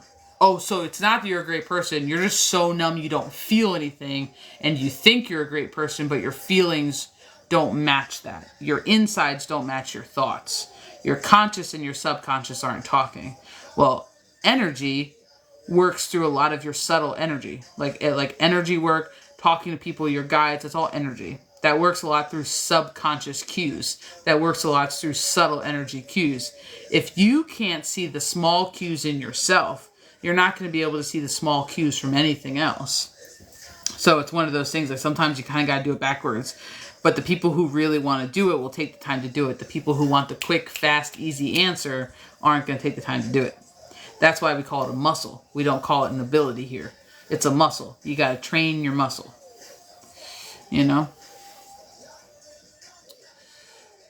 It's been fun rewiring. Relate. Definitely afraid of my power sometimes. It happens, yeah. It definitely does. When I was working with the spiritual side, when it finally wanted to relax, it would constantly run in my mind. I had no control. I just said that I was going to tap 3, 2, 1 likes without counting, and I did it. That's fantastic, first of all, Kalulia. That's where, I feel like that's the here comes the boom. That's where I messed up at not setting boundaries with myself and spirit. But that's what happens. The number one thing we teach is energetic. So it's literally shadow work paired with energetic hygiene. Because you need to know how to protect yourself. Because it's not even so much that something's attacking you and that demons. No. I mean, that is a thing. But no. It's more just that you usually give your energy away for free. And you don't realize how many people are using or pulling on your energy. And then you have less in your gas tank. every time you wake up, every time you start. So it's just refilling your energy, refilling your gas tank every single day, so you can start the day with a full tank and not hit E before lunch. You know what I mean? So a lot of that is more like your protection. It's realizing where your energy stops and where somebody else starts. That's your discernment. So a lot of times we'll do that. And then obviously we're doing grounding, because most of the time when things that aren't yours affect you, get past your barriers, past your protections, past your whatever, and you think they're yours, 90% of them aren't. 90% of them aren't. So a lot of times, 3, 2, 1 on my clock over here, a lot of times here comes the boom. It's not yours. So releasing is huge, because you don't need to harbor anything that's not yours. People's, places, dramas, traumas, energy, it doesn't matter. All of that together is a beautiful start for your actual journey, you know? But that's just what we do here, because that's what's going to help you. Because as you clear up all of that stuff, you're clearing up your energetic pathways, the way in which energy flows through the vessel, through the body, through the auric field, through the, like, your prana, your chi, how all of that moves. You'll be surprised how much easier it is to connect to things when the road is clear of cones, of blockages, of all of these other things. It's not physically because you're broke. It's just that it's cluttered. And instead of having to wind in and out of things slowly, and something like dragging an anchor behind a car, then the energy just gets to flow. And a lot of times that's when people are like, well, I don't know what happened, but I woke up and I swear to God, I'm talking to my guides and I asked for something and I got a sign. And that's why. It's because you're getting closer and closer to flow state. You know what I mean? How much is your shadow work mentorship? So shadow work is different than mentorship. So shadow work is just self-reflection, self-discovery. We go through your traumas, your dramas. We break down basically you to the core and help you rebuild, right? The way I react, how I react. It's readopting your shadows back into self. The shadow is any part or piece of yourself that you have had from the day you were born up until right now in this moment, that you have either felt ashamed, locked away, hidden, haven't really fully understood or understood. So it's become a piece that is separate from you and not part of the whole. We usually do $60 per hour, and it's a minimum of an hour. And I never want to meet with anybody more than once a week. We can do once a week. We can do once every other week. We can do once a month. It does not matter to me. I always tell people the more consistency, the better. So if you meet me once every 6 months, you're not really going to get that far. Unless you're doing a ton of back-end work by yourself, like self-prompted work. But we do 3 on the clock. We do, we have like, I give homework. I'm a homework person. So there'll be some weeks where you'll be left to your own devices. You'll get exercises. You get, sometimes written homework, like journaling homework. We weave in some candle magic sometimes, depending on what you like to do, your beliefs, and all of that stuff. We technically can do some guided meditations. We can do some shamanic stuff if the time calls for it. But a lot of times I'm focusing on what my team wants, what your team wants for your greatest, highest good. And everybody starts at a different place, because some people have come to me with no idea what shadow work is. And other people come having tried shadow work for a year, or maybe they bought the shadow work journal or something and it just didn't really seem to work, or they were working with somebody else, but then they hit a block or something like that. But it really just depends. Shadow work, a lot of times, is just unpacking your suitcases, your baggage, you know. If you were to do mentorship is $70. It's $70 an hour. But everything's a minimum. So, a lot of times we go over an hour because I stop when spirit says to stop. So, if we get at a good point, you know, then we stop. So like yesterday I sat with somebody for 2 hours. But that was my choice. But, we've done that. So, but mentorship is $70 an hour, and it's more because it requires more intuition. Mentorship requires a lot more intuition. So usually I tell people, if you're thinking of mentorship and you haven't done shadow work, I usually tell people to start in shadow work, because it's going to save you $10 an hour. But if you feel like you're somebody who can't focus just on inner healing, because that's all it is your healing, self-love, self-whatever, self-acceptance, understanding your self-journey. That's part of shadow work. Like if you can't just focus on that and you feel like you're going to get bored, that's when I tell people you should just sign up for mentorship, because mentorship is weaving in together your guide, spirituality, like in everything under the sun, where we'll do a lot more things. Shadow work is just shadow work. We are only doing shadow work. You know what I mean? But like, dude, we have a free consultation space. So it's 100% free. It's 15 minutes. We give you a phone call. You can book it with me or Keys, Keys of Wisdom. And we can talk about your like individual needs, what you're looking, your goals, what you're looking to get out of it. And we can do it like that. And we can kind of together place you in like the appropriate place. Because sometimes people don't need a mentorship. Sometimes they just need spiritual guidance and assistance, which is like a whole different service, that you just have one issue and you just want to work on one issue. Maybe you had a dream, you can't understand it. Maybe you're trying to do this and you can't do it. You're trying to ground, it's not working. Like it's just one topic that you bring the topic to the table, and we spend an hour alleviating the topic, giving you the tools, the skills, and whatever you need to deal with just that one topic. That is spiritual guidance and assistance, So, I'm excited for 3, 2, 1 because I shake work is intense, but worth it. Yeah, I'm good at candle work. I have a question. Do you do anything about the smoke? Whether it's in a straight line, smoke from an incense or a candle. What do you mean, do I do anything with it? Do you mean, do I read the smoke? Yeah, I can smoke read a little bit. It's not something that I do just by itself. So I don't like light something and then like just give a reading off of smoke. But I can smoke read, yeah.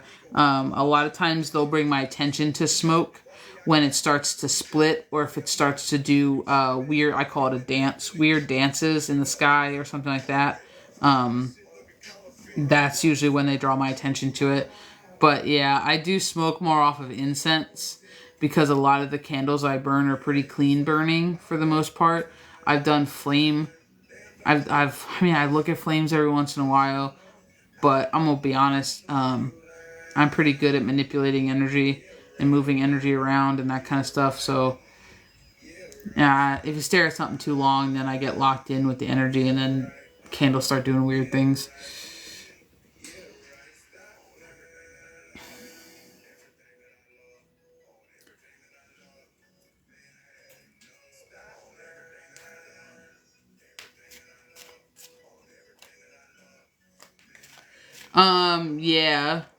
Yeah, it does, but it does depend, because it depends on what your belief system is. Because there are certain practices that have a set structure for what each deviation of the candle and the smoke depicts, which is slightly different from the way that I use it in my practice. So you can 1,000% customize it. But yeah, I do. 1,000% I do. I do know what it means. I lit a purple candle, say thanks to Hecate. She likes amber and garlic.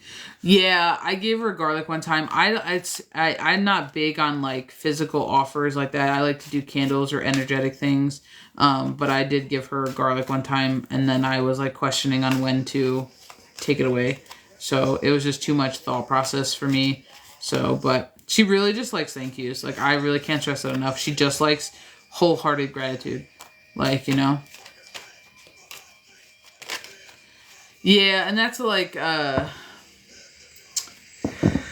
it's like, yeah, candles are good, but she plays with them, so you just have to be careful. Like, she will sit there and your candle will go nuts. Like, the flame will be all over the place. It'll be like 40 miles long, like, and you'll have cut the wick. Like, I blew hers out, cut the wick again, and then she was like, oh yeah, and then like made it even bigger, and I was like, the wick's non-existent. Like, how is this even possible? And then she shattered something that was on the same table, and then she was like, I'm sorry, and I'm like, yeah, But she's She's like, I was just playing with it. I'm like, yeah, I can see that, clearly. But she liked it, so it wasn't anything important, but yeah.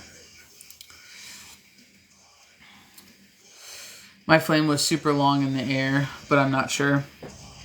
You just do your questioning shit too much, eyeballs. You're questioning shit. Your flame was super long in the air. That's at the minimum, like if your flame was big, that literally is just indicative of the energy behind the candle. Whatever intention you're placing on the candle. It has a lot of energy to it. It's either somebody's actively working with the candle, your energy is instilled with the candle. It's usually a good sign.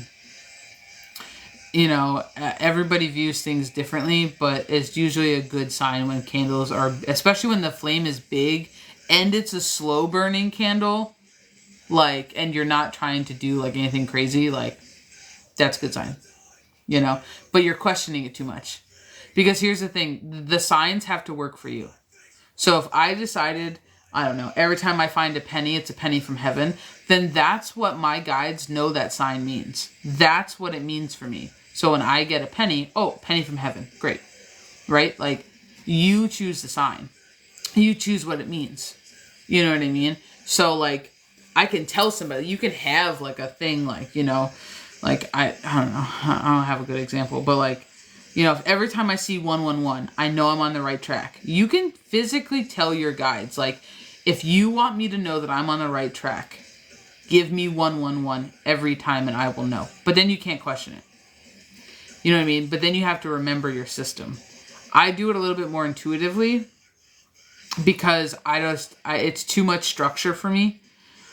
Because if I don't dictate what it is, it's like, sometimes I feel like I'm missing something, so I like to leave it open-ended. But you can absolutely choose whatever you would like. That's why I tell people, like, when you sit down with us, like, we do the whole question thing. Like, we'll do the question, like, what's your belief system? What's your this? Because I have no problem working in any construct because it doesn't change my construct. So if you're a Wiccan and you work in Wiccan ways and you're sitting with me, then I will parallel everything back into your construct with your fundamental philosophy rules, because that's how it would work for you. I'm not converting anybody. You know what I mean? So it's like, that's one of those things, like, you just have to figure out how it works for you. You know what I mean? Like, a super long flame, what were you doing? Were you petitioning something? Were you saying thank you? Were you just lighting something for protection? Like, that's all great. And someone keeps tapping me on the head. That's all great, you know?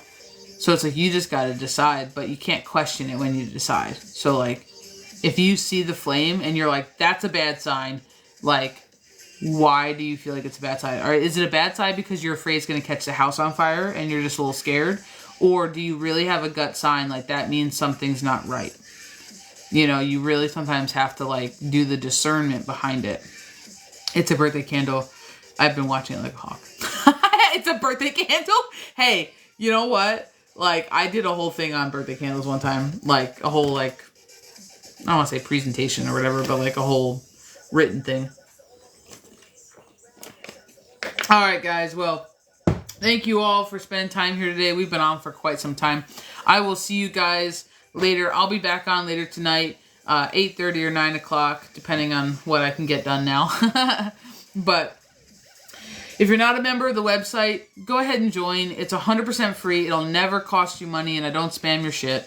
But we do have a free tree of knowledge, which we post articles to with topics like this and many others across the board, 3 times a week. And it's 100% free to read and interact and do all that stuff. So have fun.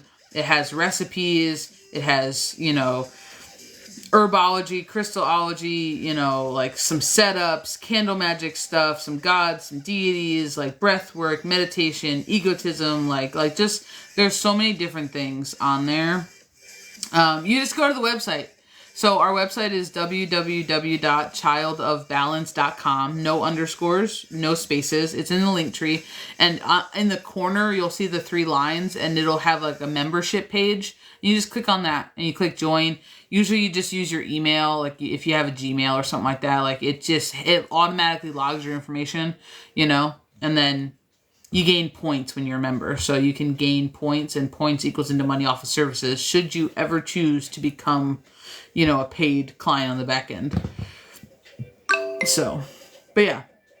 So we're also on YouTube and we're on Instagram. Please check both of those spaces out. I'm trying to grow both of those spaces. So I will see you guys later tonight. Thank you so much for being here, and have a bunch of fun.